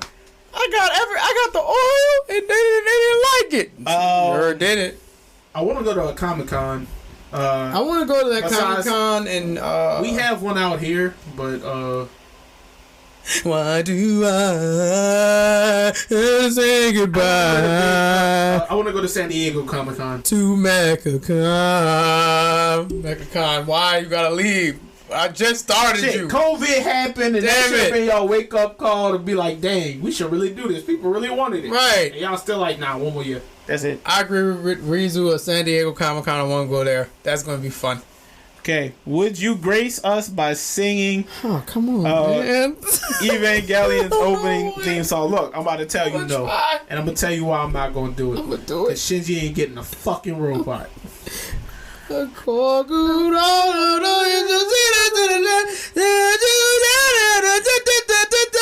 don't know the lyrics. I don't want to butcher it. I'm sorry. My favorite version of that is the one that they had in regular show because they actually did the entire opening in regular show and that shit was fucking. I did not know that. I will be YouTubing that the minute we're done. I'm telling you, now regular show is another show you should watch. Yeah, I did. Yes, for something funny. It didn't have to be anime. Go watch regular show. That shit is I think it's hilarious. on HBO Max. I will take a look because I think his other show is on there as well.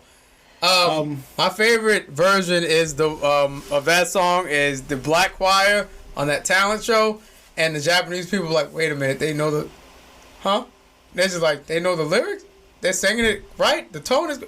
Huh? You sure they know Japanese? This ain't us blackface? Nope. That's black people.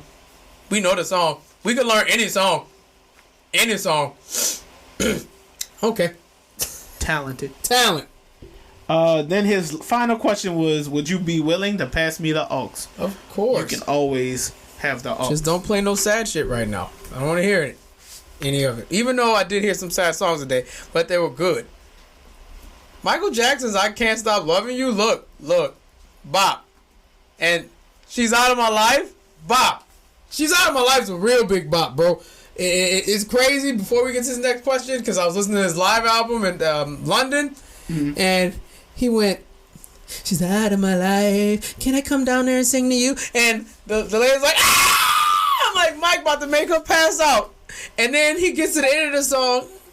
She's out of my life. And he's crying and whatnot. It's like, and right out the blue, he goes, all right, now it's time for the old songs the old-fashioned way. I'm like, 2 seconds ago you were just doing, all right, we're going to just talk about the old songs. And then I want to come to you, and then you will be it. Like, where would all this energy come from? You were depressed like 2 seconds ago. How? Michael Jackson was a different type of being. Talented. Just like Prince and everyone else that I love dearly. Okay. This next question is from Ace. Could I bother you for a Kit Kat bar? Fuck you. I don't want your Kit I Kat don't want bar. that, and I don't eat candy, so no. You already know what you know the slogan. I got the cookies and the Rice Krispies. Get the price of the money of the shit that he says. I'm blanked out, right? It's all cool. But you know, I got 3 things. Cookies, Rice Krispies, and the hands. So if you come to me with a Kit Kat, you getting the hand. Right. Just like this next person. The cute one said, what would you do? Yoshi. Excuse me. Astral etchings. What would you do for a Klondike bar? A lot, really. I don't want it, though. I just want to do the action just to say I did it. Look. I know they got 2 different types of Klondike bars. They got the ice cream sandwich, and then they got the one that's just chocolate. I'll do ice cream sandwiches because I love ice cream sandwiches. But the one that's just chocolate, yeah, no, you can miss me with that bullshit. I like both. I'm about to sound very fucking snobbish and spoiled. Here it comes. I don't like holding like chocolate ice cream because I don't like the chocolate melting on my fingertips because it's messy and gross. What type of shit? That don't make no sense. That is the most. That's the most bullshit thing I've heard. Prissy shit in the. I know. I know we only 15 days into 2021, but that might have been the most bullshit thing I have ever heard this whole year. I just don't like chocolate because chocolate drips on your fingertips, and I don't like it staining my fingers. Like. Oh yeah, you didn't even know there was a full-on ice cream bar. You just do it with The first time someone actually gave me a Klondike bar, because I saw a commercial all the time. I'm literally questioning you in my head right now. Like I ate it, what is? And I was like, I'm thinking, it's like an ice cream sandwich. I was like, oh, a little chocolate shell, cool. So I'm biting it, and then I look, and like it melts so fast. So like now I'm getting chocolate all over my fingers. I'm like, damn. Shit just fucking messy. Mm-hmm. The ice cream, not like ice cream sandwich sitting in there. Ice cream melting, it's getting everywhere, and I'm not enjoying it. I'm not enjoying this. I am not happy. I don't know what that made me laugh more than the bougie statement. Just, I'm not enjoying this. With a straight face, I am not enjoying this at all. Pitiful. Well, what would I do for a Klondike bar? Since I don't eat these things, I wouldn't do much, but if you were starving me and I had to do something for a Klondike bar, I would probably equivalent exchange. I will give you something equal value for that Klondike bar. I'll make my own Klondike bar and give you that Klondike bar and be pissed that I have to eat this trash version when my version's better. That's what would probably happen. Because what is equal to a Klondike bar, to be honest, is not sacrificing your friendships. It's not taking your family hostage. It's not giving your Xbox or anything else away. It's a Klondike bar. What is equivalent exchange with a Klondike bar, everyone? Can someone please give me an answer? Exactly. Because what am I going to do? Why would I do anything for a 50-cent bar? It was 50 cents when I was young. I don't know how much it is now. I only see them in boxes now or at gas stations. Why the hell would I do anything for a Klondike bar? That's nothing to do. Now, if you was about to offer me like, hey, you can get laid tonight, what you want to do for it? All right, different story. We can go on a date. We can go get food. We could, get to know each other and spend a lot of time and then potentially sleep with each other. But I'm just saying, that's something to do. Yeah, I do that for a Klondike bar, knowing I'm about to get laid. But the sandwich, nigga, I'll punch you. That's what I'll do. I'll punch you for that Klondike bar. I will hit you in your shit for that Klondike bar. Because I don't want it. But you asked me this stupid question, so now you got to get hit. Roman Reigns slap. That's what. Everybody knows I love that. I still got the picture. Like, I know people hate this match. I still got a picture of, like, him slapping the fuck out of Undertaker. And he's making the face, like, his face is like... So, the next question was from Blackbot. And he said, what's Mr. Popo's pecking order? And since I knew you wouldn't know what that was... I don't. I'm going to pull up the video. Please do. I'm very confused. This like Dragon Ball Abridged. You have all come to train on my lookout. But since we're listening together, folks. I shall leave you in the capable hands of Mr. Popo. Mr. Popo, you know what to do. Oh. Yes, for me. What is this? All right, maggots, listen up. Popo's about to teach you the pecking order. It goes you, the dirt, the worms inside of the dirt, Popo's stool, call me, then Popo.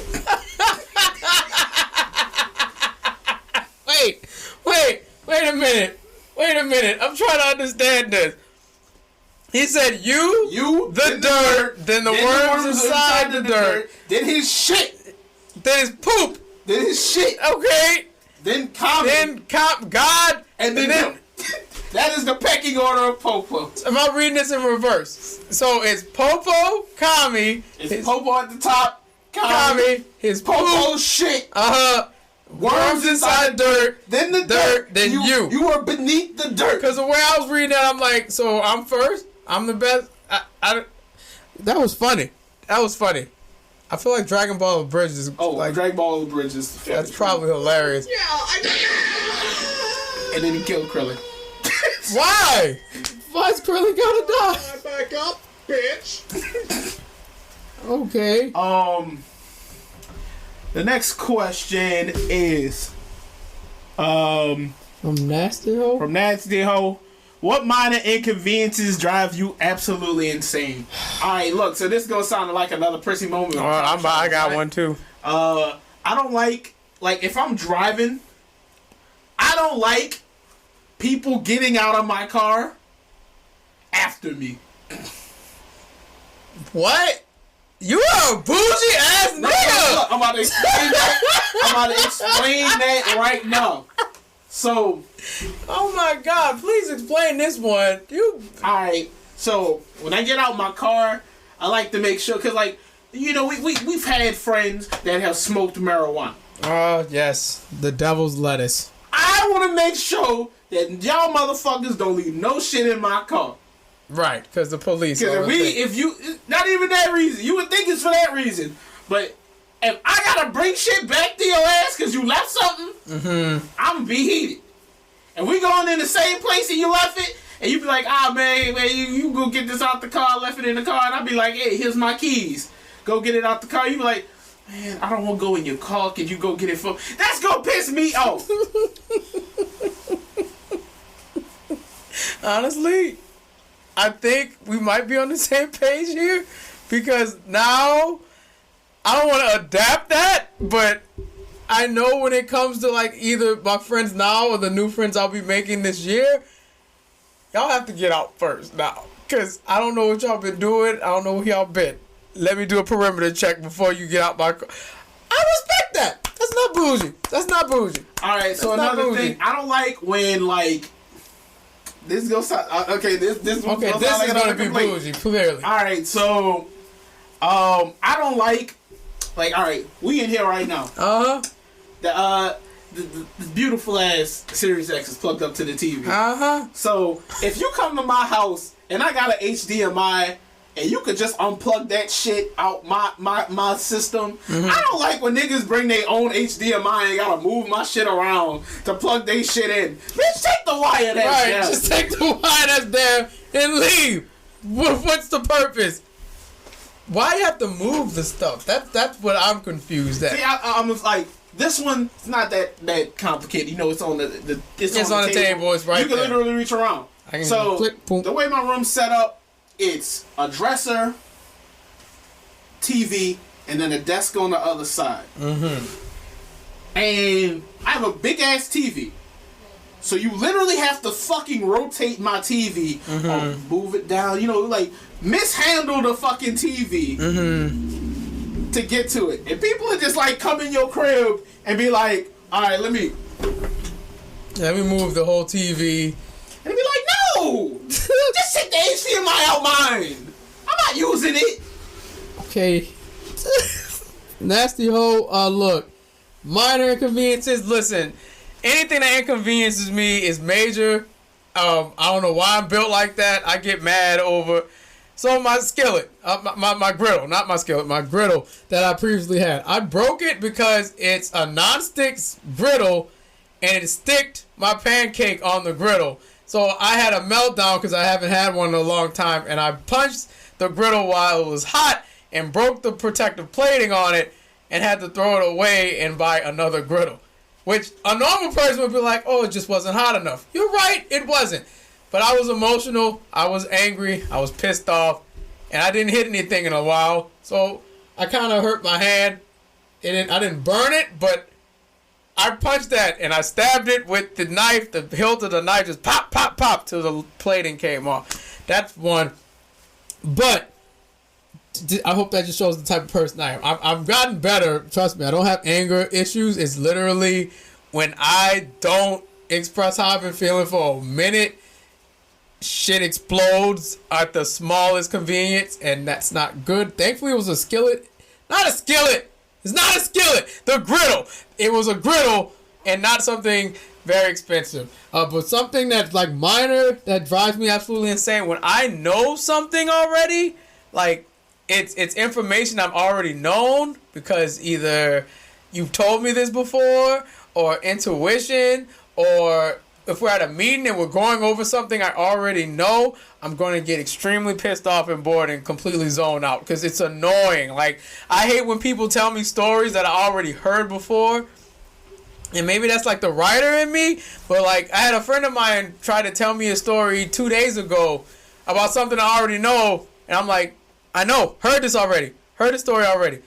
Because this person did this, and I'm like, yeah, I know, because we talked about this. I don't forget conversations. If you're important to me, I'm not going to forget the conversation. I got 2 more complaints. I have some more, too. And one, this is a complaint that people don't realize I do it. I hate when, like, you're in the car and you go to a fast food restaurant and somebody opens their drink and they just drop their straw paper in the car.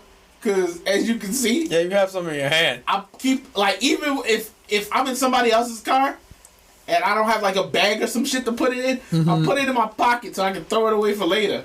I don't know why motherfuckers can't just, like, not drop straw paper in the car. I can't answer that, and I don't know why. But back to this. If you told me a story, I can see if I forgot the story, but if it's something important...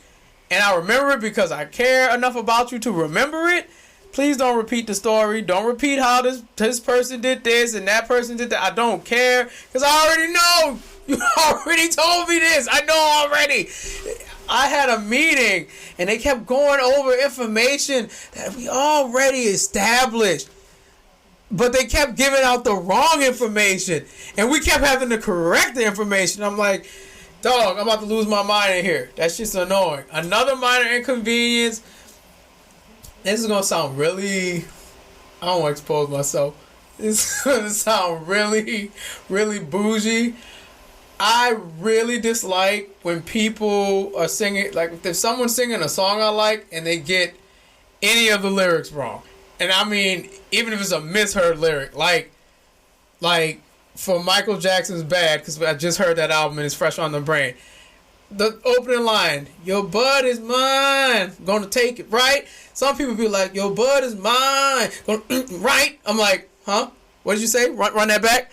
Bud is mine, gonna right. I'm like, no, that's not the lyric. That's not the lyric. I will go into a meltdown mode in my head. I'm like, run the song back, play it over until you get it right, cause that shit's annoying.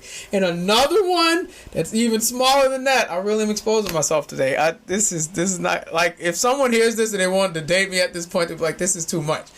I don't want to deal with this. This is people who complain about pineapples on pizza.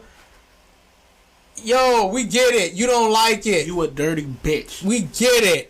Damn. I know I say mean shit. Yeah, that was mean. Fuck you. That was mean. Pineapple on pizza is a gross. You gross. Yeah, you're gross. And if it's a personal preference and you don't like it, fine. But you don't have to constantly tell me if we're ordering pizza, just make sure pineapple's not on it. I don't want pineapple on your pizza. Like, bro, we get it. You don't like a thing. That is not your personality type. Because you don't like pineapple on pizza. I have so many of these that keep popping up. Here's another thing I'm about to expose about myself. I don't like when, and I'm guilty of this, if you're doing your hair and you leave like your hair in the place you were doing your hair. I yelled at myself when I took my twist out. I left like some hair in the sink, and I'm like, who would be this nasty to put hair in the sink? And I'm like, oh, look up. My afro all big. Like, oh, I'm dumb. That was me. There are so many minor things that make me want to, like, not want to be around people. Folks who talk too loud at parties to make everyone look at them. And I also don't like folks who are too quiet at parties. Like, they're just looking at their phone. I'm like, you're at a party. Have fun at the party. I'm guilty of some of this because I'm a quiet person myself, but if I'm at a get-together or something, I'm going to have fun, play some games with everyone. I'm not going to sit in a corner and just be like, I'm on my phone. I ate some food. I'm on my phone. Mm-hmm. I hate it. I hate people that shit who come to events and like don't interact with anyone from the event. Like, I had aggravating. It's different if you there, you talking to people, and you also doing your thing on the side. Oh, people who talk about this, like, this is gonna sound like I'm just talking about talking about bad about people. I don't like when a motherfucker knows that they do a thing, and their reaction, they decide that what they're gonna do is only talk about the thing that they do. Like, that's their one-dimensional personality. Like, you are not your product. You are still a person. Oh my god. Yes. Dog. I hate that. This is even smaller. I hate people who, I don't want to say hate. That's strong. I really dislike people who let one bad thing happen to them, and that's all we can talk about for the next year. And the next year, this situation sucks so much that this is my personality now because I got it. Like, bro, come on. Like, no lie. Not to even put no one business out there, but we have a friend. Genkai's done it before on the ship. Well, his pussy's been open before. It didn't get filled. I'm mad. I'm like, no one want to hear that shit, Genkai. I don't want to hear about your pussy being filled. It's nasty. And gross. Both of them. Get a toy. Shoot whipped cream up there. I don't know what the hell you need to do, but please stop talking about it. It's egg. I hate it. And the last one, because I feel like I haven't talked about enough gaming shit, even though we talked about Scott Pilgrim. Mm-hmm. I hate, like, alright, y'all know I play a lot of online games. If you watch me on stream, y'all know I play fantasy stuff. I hate, like, alright, these two things keep happening to me in Fantasy Star and Genshin. I hate getting on to do some shit, and then the day resets in the middle of you finishing some shit. So, like, alright, Fantasy Star, you got your daily missions. And the other day on stream, I was in the middle. I knocked out all my daily missions, and I stopped to go do some shit, and I came back, and I was about to go finish it, and as I'm going to accept like my rewards from the last day, they're like, "Nope, it's a new day." Yes, it is. Don't. And I'm just like, "No, bitch, I worked hard for that shit yesterday." No, sir, you didn't. According to all records, you never was here. Sorry. And I'll do it again. I hate the inconvenience of I hate randoms in online games. Hey, look, it's fun sometimes, not all the time. I've made some good friends in Overwatch by them being randos because they were good at the game, but with me being a terrible communicator sometimes and not being on my Xbox, I wasn't on my Xbox for a whole year. They probably forgot who I am, but yeah, randos could be a pain and they can be a blessing at times. Oh, last one. I don't like people who complain about plastic utensils and plastic plates or paper plates. It's a plate. Your food went on it. It didn't fall through. It's a plastic utensil. You're not going to die. It's plastic. You don't need to eat out of silver cutlery and silver plates all the time. Ain't nobody trying to do all them dishes. And that's what if you ain't about to wash these dishes, you gonna eat out these motherfucking styrofoam plates. Eat the styrofoam plate. Get your paper cup, because if you ain't gonna do it, you ain't get your plastic cup. If you're not gonna wash the dishes, I don't want to hear no shit about, oh, you're using those. What are you? Yeah, and I don't like washing dishes all the time, especially for food. Like a spaghetti or something. I already gotta wash the pots and shit. I gotta wash your plates. Yeah, like you think I'm gonna have to go, oh, I'm gonna put spaghetti on a paper plate. I know you shouldn't put spaghetti on a paper plate, but guess what? Are you gonna wash the dishes?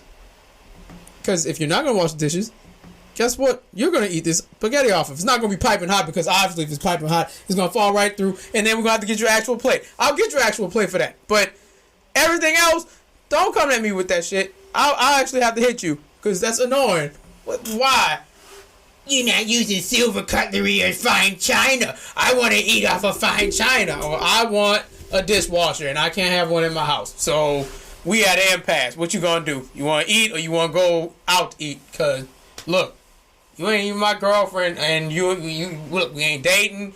I can see if we dating, I want to impress the girl, cool. But if she also understands the use of washing dishes, and she understands how much that is a pain, she's getting married on the spot, because she understands my plight.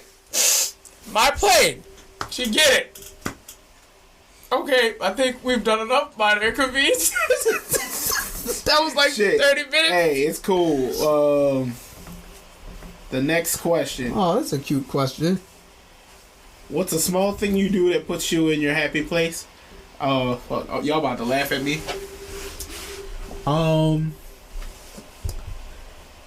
Whenever I'm like really in a bad mood, I got like this one screenshot of like me, MCZX, and DV. It's like when we first started the podcast, because it was like we was all in bad headspaces, but that was the happiest day we had as bros, and I looked at that shit and I just smiled. That made me happy. Aww.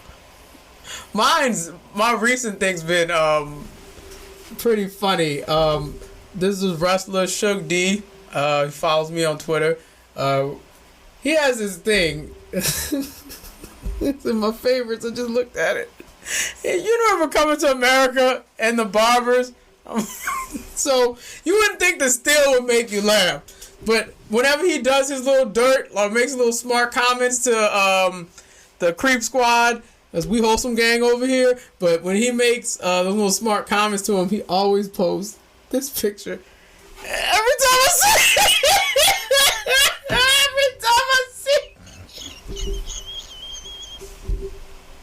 I forget everything. I just start laughing because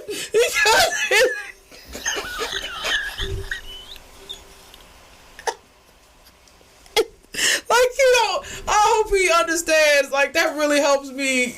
It It really does. When I'm going through it, y'all, I just look at that.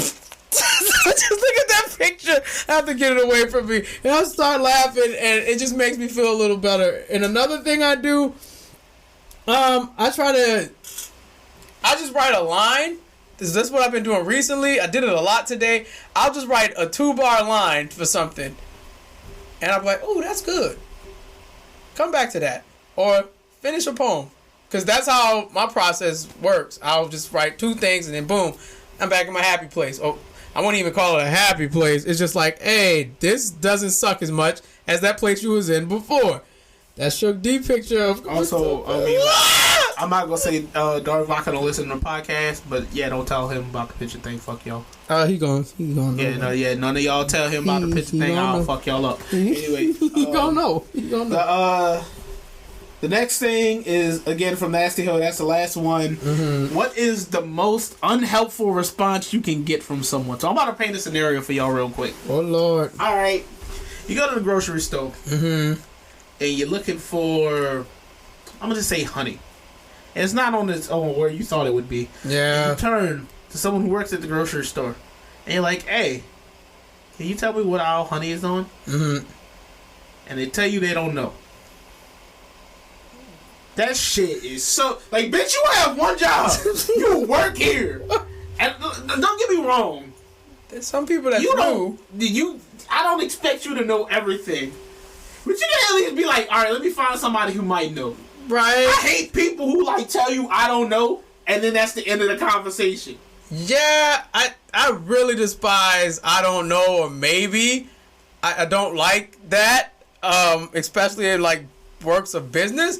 Like, I'm not saying you're supposed to know it left and right, but if you really want to be good at the job, you should know every little detail regarding the job. Like, if you're a clerk, you want to know everything a clerk does. If you're the cashier, you want to know how this little machine works, how you can get change, where you can get your little extra. You want to know how everything works. It shouldn't be, I don't know, ask somebody else. I don't know how y'all do that and how y'all get by like that, really. See, I use the grocery store as an example, but, like, for real life, it pisses me off even more because, hey, you work at a grocery store, maybe you knew, maybe you just really don't, maybe you worked in the deli all the time and you just out on your break and you cutting through the aisle that I thought honey was going to be on. Mm-hmm. But we talk about real life shit, like, I'm the type of person who, like, when I need to know some shit and I don't know it, the first thing I do is I pull out my phone and I Google it. And people try to be like, oh, don't depend on Google. But look, if I don't know some shit and you don't know some shit, I'm about to find out the shit so I know the shit. Right. Like, I remember, again, another thing about DV, Phantasy Star. There's a lot of shit that when I didn't know it, I looked that shit up on the computer. I looked that shit up on Google. I searched. I would find the answer, and I found the answer not so I could just know it for that one time. So if somebody else asks me the question, and I guess that's the reason I look up a lot of shit. If someone else asks me that question, I could be like, this is the answer to the thing you were looking for. Right, so you're prepared, basically. I like having knowledge. Yeah, it's power, and it's good to have around you. You get to expand your brain cells. An unhelpful response you can get, and this is it. I think if you're venting to someone and they don't, like, hear everything, because I'm guilty of it too, because you either take something the wrong way or whatever, but it's really unhelpful for someone to be venting to you, and then all you get after you vented was either, okay. Like, what the fuck was the purpose of me telling you all this shit? As an answer to it. I hate that, and I also hate just not okay, but then everything you were venting to them about, it gets flipped to be used against you because you vented, and they're like, yeah, you did, yeah, you vented, but I understand because I've been through this and this, so, everything you just said, null and void, cut it, I've been through more than you, shut it up. That's happened to me so many times, bro. That be that bullshit. That shit. Oh, wait. I hate a motherfucker who know information. We still on live? Did my shit, like, die? I don't know. Damn you, Instagram, you died. Well, they missed all of that. When did you die? Instagram went, I'm dead. Yeah, so Instagram died out of nowhere. Well, y'all missed a lot of good questions. I don't know where the fuck and it answers. died. I just looked at the screen. I know that we had a couple of people in here. Yeah. And nobody who was watching it has my number hit me up and it was like, oh yeah. What's up, Divine Hippie? Divine Hippie, my boy. How you been, my guy? But yeah, nobody who Yeah, no one has the number to hit us up. Well, I wouldn't know, but they didn't hit you up. But yeah, like I think another thing that's not helpful, like another non-helpful response, would be like, alright, so if I hate when people respond to some shit that you ask with another fucking question. That is the most unhelpful shit. That dog, I hate when you just express your shit and folks just don't let it be that for what it was. That's it. Like if you was like, this how I feel, I don't like the game of one-upsmanship. Like, yeah, for example, my feelings hurt. And someone would be like, well, yeah, also my feelings hurt too. Like, yeah, I get it. Yours hurt. I wasn't asking you about yours. I'm asking you about my shit. I'm hurt, nigga. Was anyone asking you? Yeah, it really pisses me off. I don't like people, that. If I'm dealing with a situation and you're supposed to be consoling me, that's I don't it. like people who like, all right, this is the situation you're going through. Mm-hmm. Instead of giving you an answer to help you, or just listening, I'm gonna judge you. That's what I'm hearing. I feel like if I was in that situation, I would have did this. So you should be stronger than. It's like no, give me dog that, and just the whole the selfishness of it all. Like it aggravates me. Sometimes people just need to listen and not say shit, and I'm also one of those people that need to listen and not say shit because I'm quick to tell somebody not where they got me screwed up, but like, okay, and here's my response to what you just said. I listen, but when my feelings are hurt, or my feelings on 10, or I'm real passionate about some shit, I ain't hearing nothing you saying right now because I ain't finished my entire piece because you done cut me off or some shit. I'm waiting to finish my piece. And then boom, we're gonna go into it. But I hate when a person does exactly that. Not even just judge you, but be like, oh, that sucks, but you don't understand yet. You don't understand and you won't understand. I'm like, bro, was I asking for a nigga? I didn't ask for a lecture, my nigga. I didn't ask for a nigga to tell me I'm not understanding shit. Like, bro, I'm not stupid. Just because I haven't, and it goes back to this experience shit because this is how niggas used to do me when I was giving like dating advice out. I stopped doing that because I haven't dated nobody. But when I would give out dating advice, niggas would hit me with the, well, you haven't been through it, so really what you saying it don't really matter. You don't understand how it goes. And ever since then, I just be like reluctant to say how I feel about some shit because I'm like, if you're just gonna tell me I haven't gone through it yet, and because experience isn't there, and I haven't gone through the shit, or because I haven't done A, B, C, and D, you can't just sit up here and tell me I'm not going to understand what you about to tell me. I'm like, this shit don't make no sense. How am I going to understand it if you're not going to elaborate on what you're trying to tell me? If you're just saying...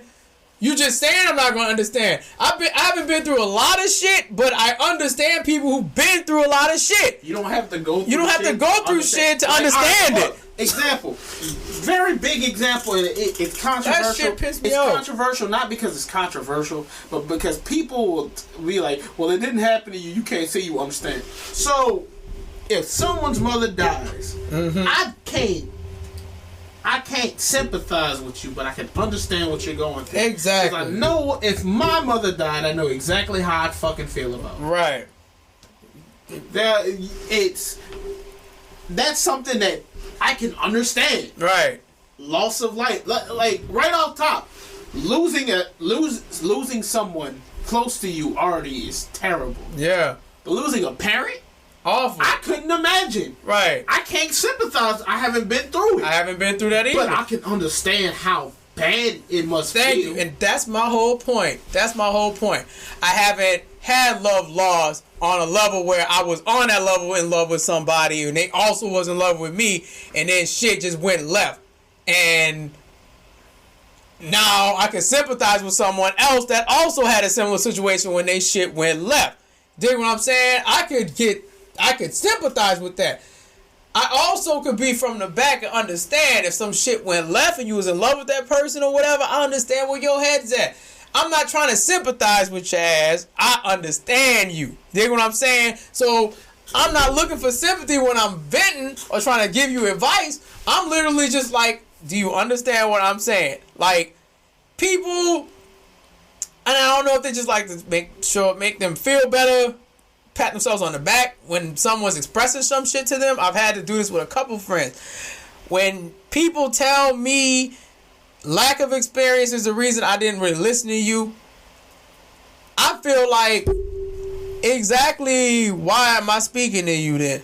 If experience is what molds good judgment and good discernment and all that shit. I want to know. You know what I'm saying? What's the purpose of it?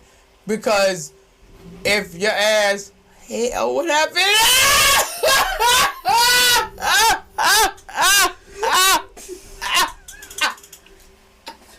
I just saw my face.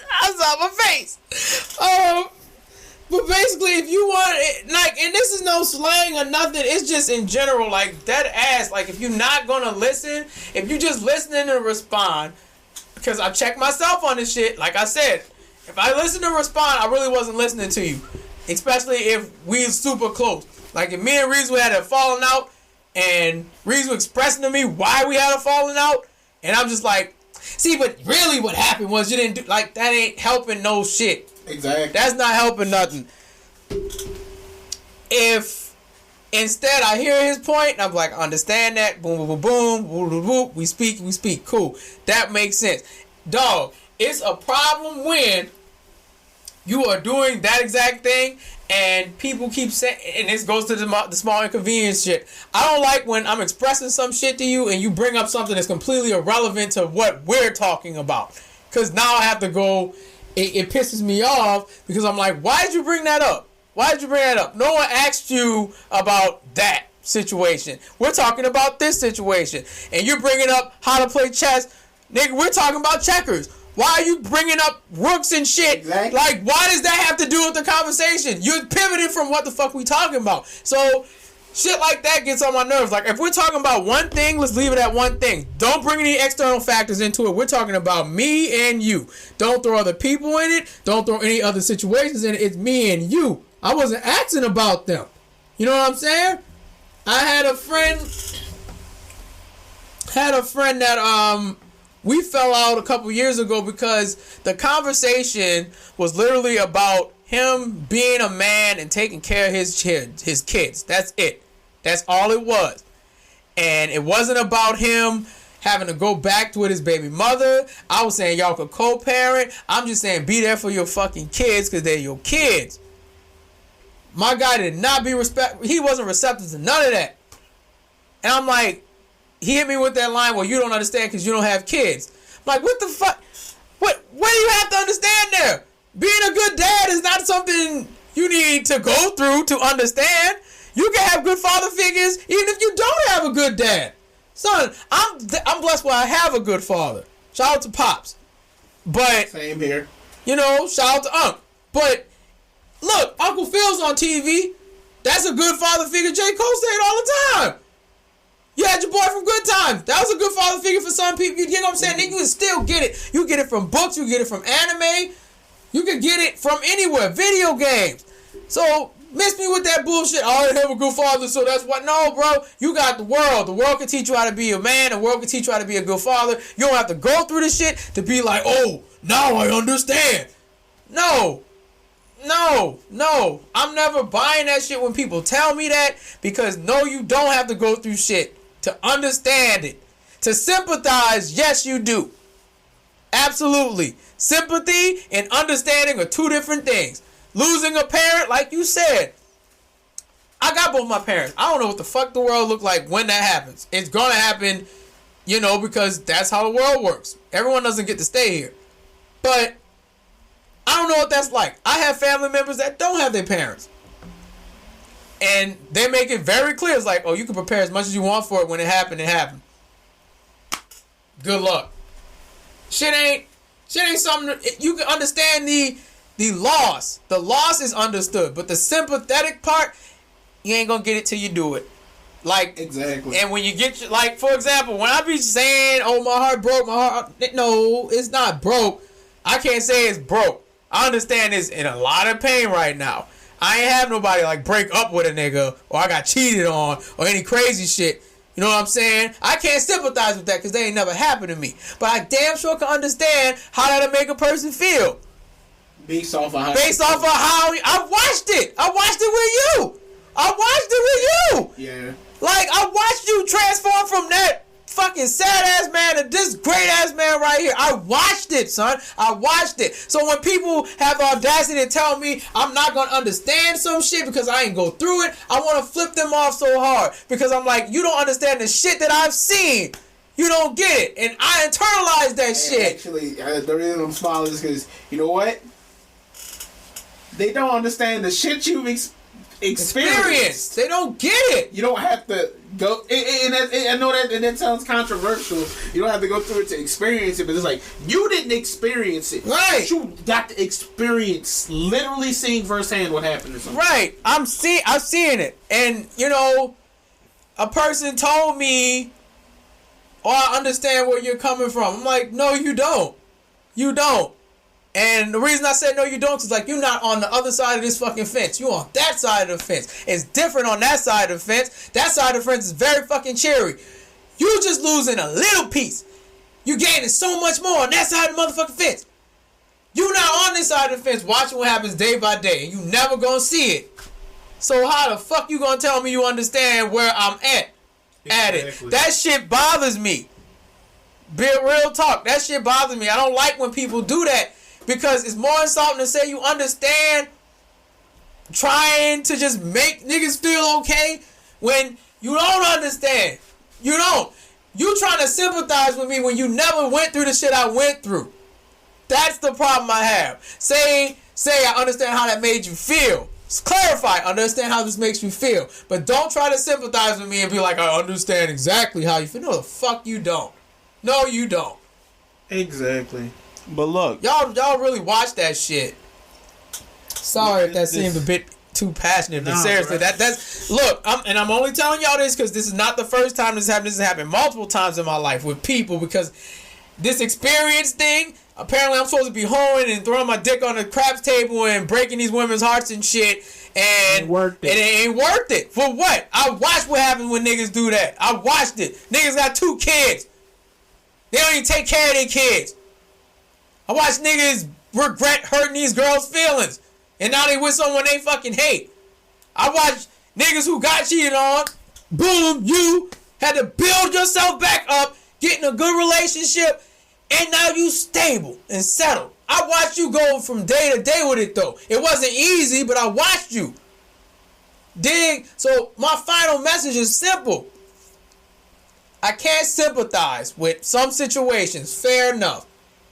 But damn it, I understand it. I understand it. And don't you dare try to patronize me and sympathize with me talking about you know how the fuck I'm feeling about whatever situation it may be when you have not seen the day-by-day struggle of said situation's effect. Do not do that. Please don't do that. Exactly. I do not fucking like that. That's a major and minor inconvenience. Cute one and nasty hoe. That's it. So look. God damn. We're going to wrap up now. This has been a packed episode. It has been. Anime. We got anime talking. You know, we've been talking about that since last year. Someone's going to say, well, you guys don't talk about music enough, so what the fuck? So look, this you know what? I'm gonna sign out now. Go for it. It's your boy Reasons. Always remember, courage is the magic that turns your dreams into reality. I got a Splatoon stream with Cheeto tomorrow. If you don't watch it, I'm gonna come in your house and take all your bread out of the pack and put it in the toaster, and then put it back in the pack. You could do one better. You could just open the pack and let the air get in so it can get mildew. I'm gonna come into your house.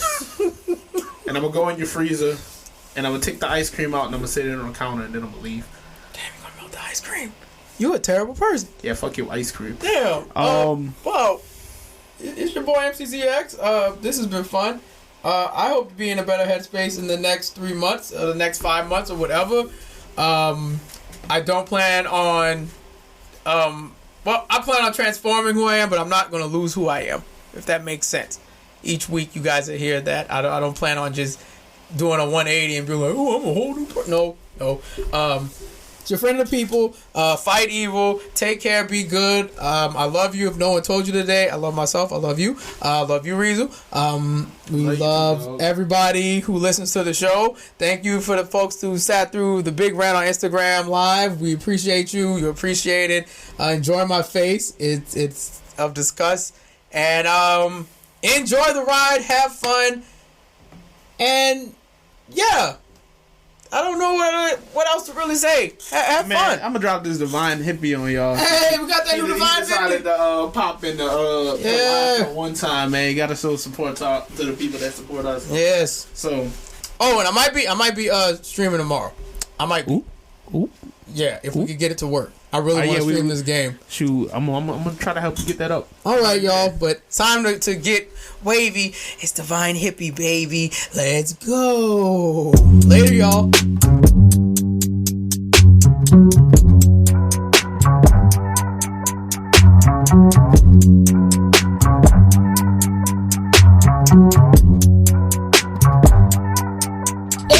Yo, primary malfunction.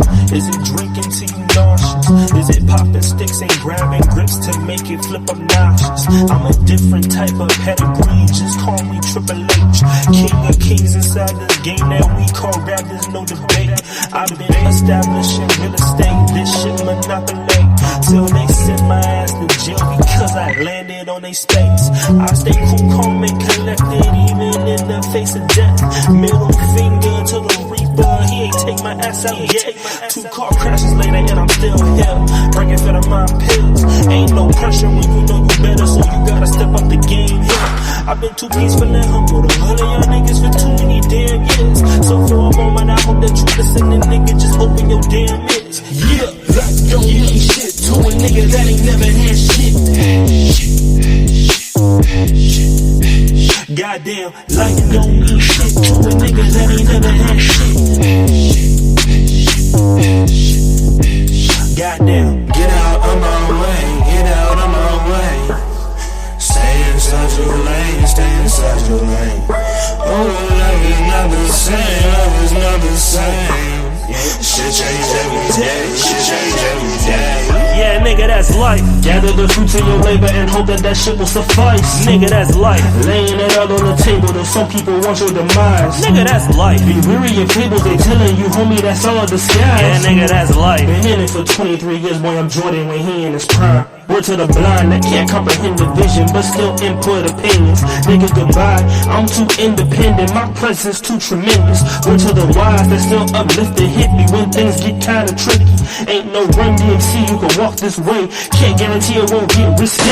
Nigga, this path ain't for the faint of heart. Plenty of roadblocks in the dark, but perseverance is a part of art. Pick your head up, enjoy this life. Fuck the BS and don't think twice. Cut the chit chat, get a Kit Kat, take a pause and never forget that.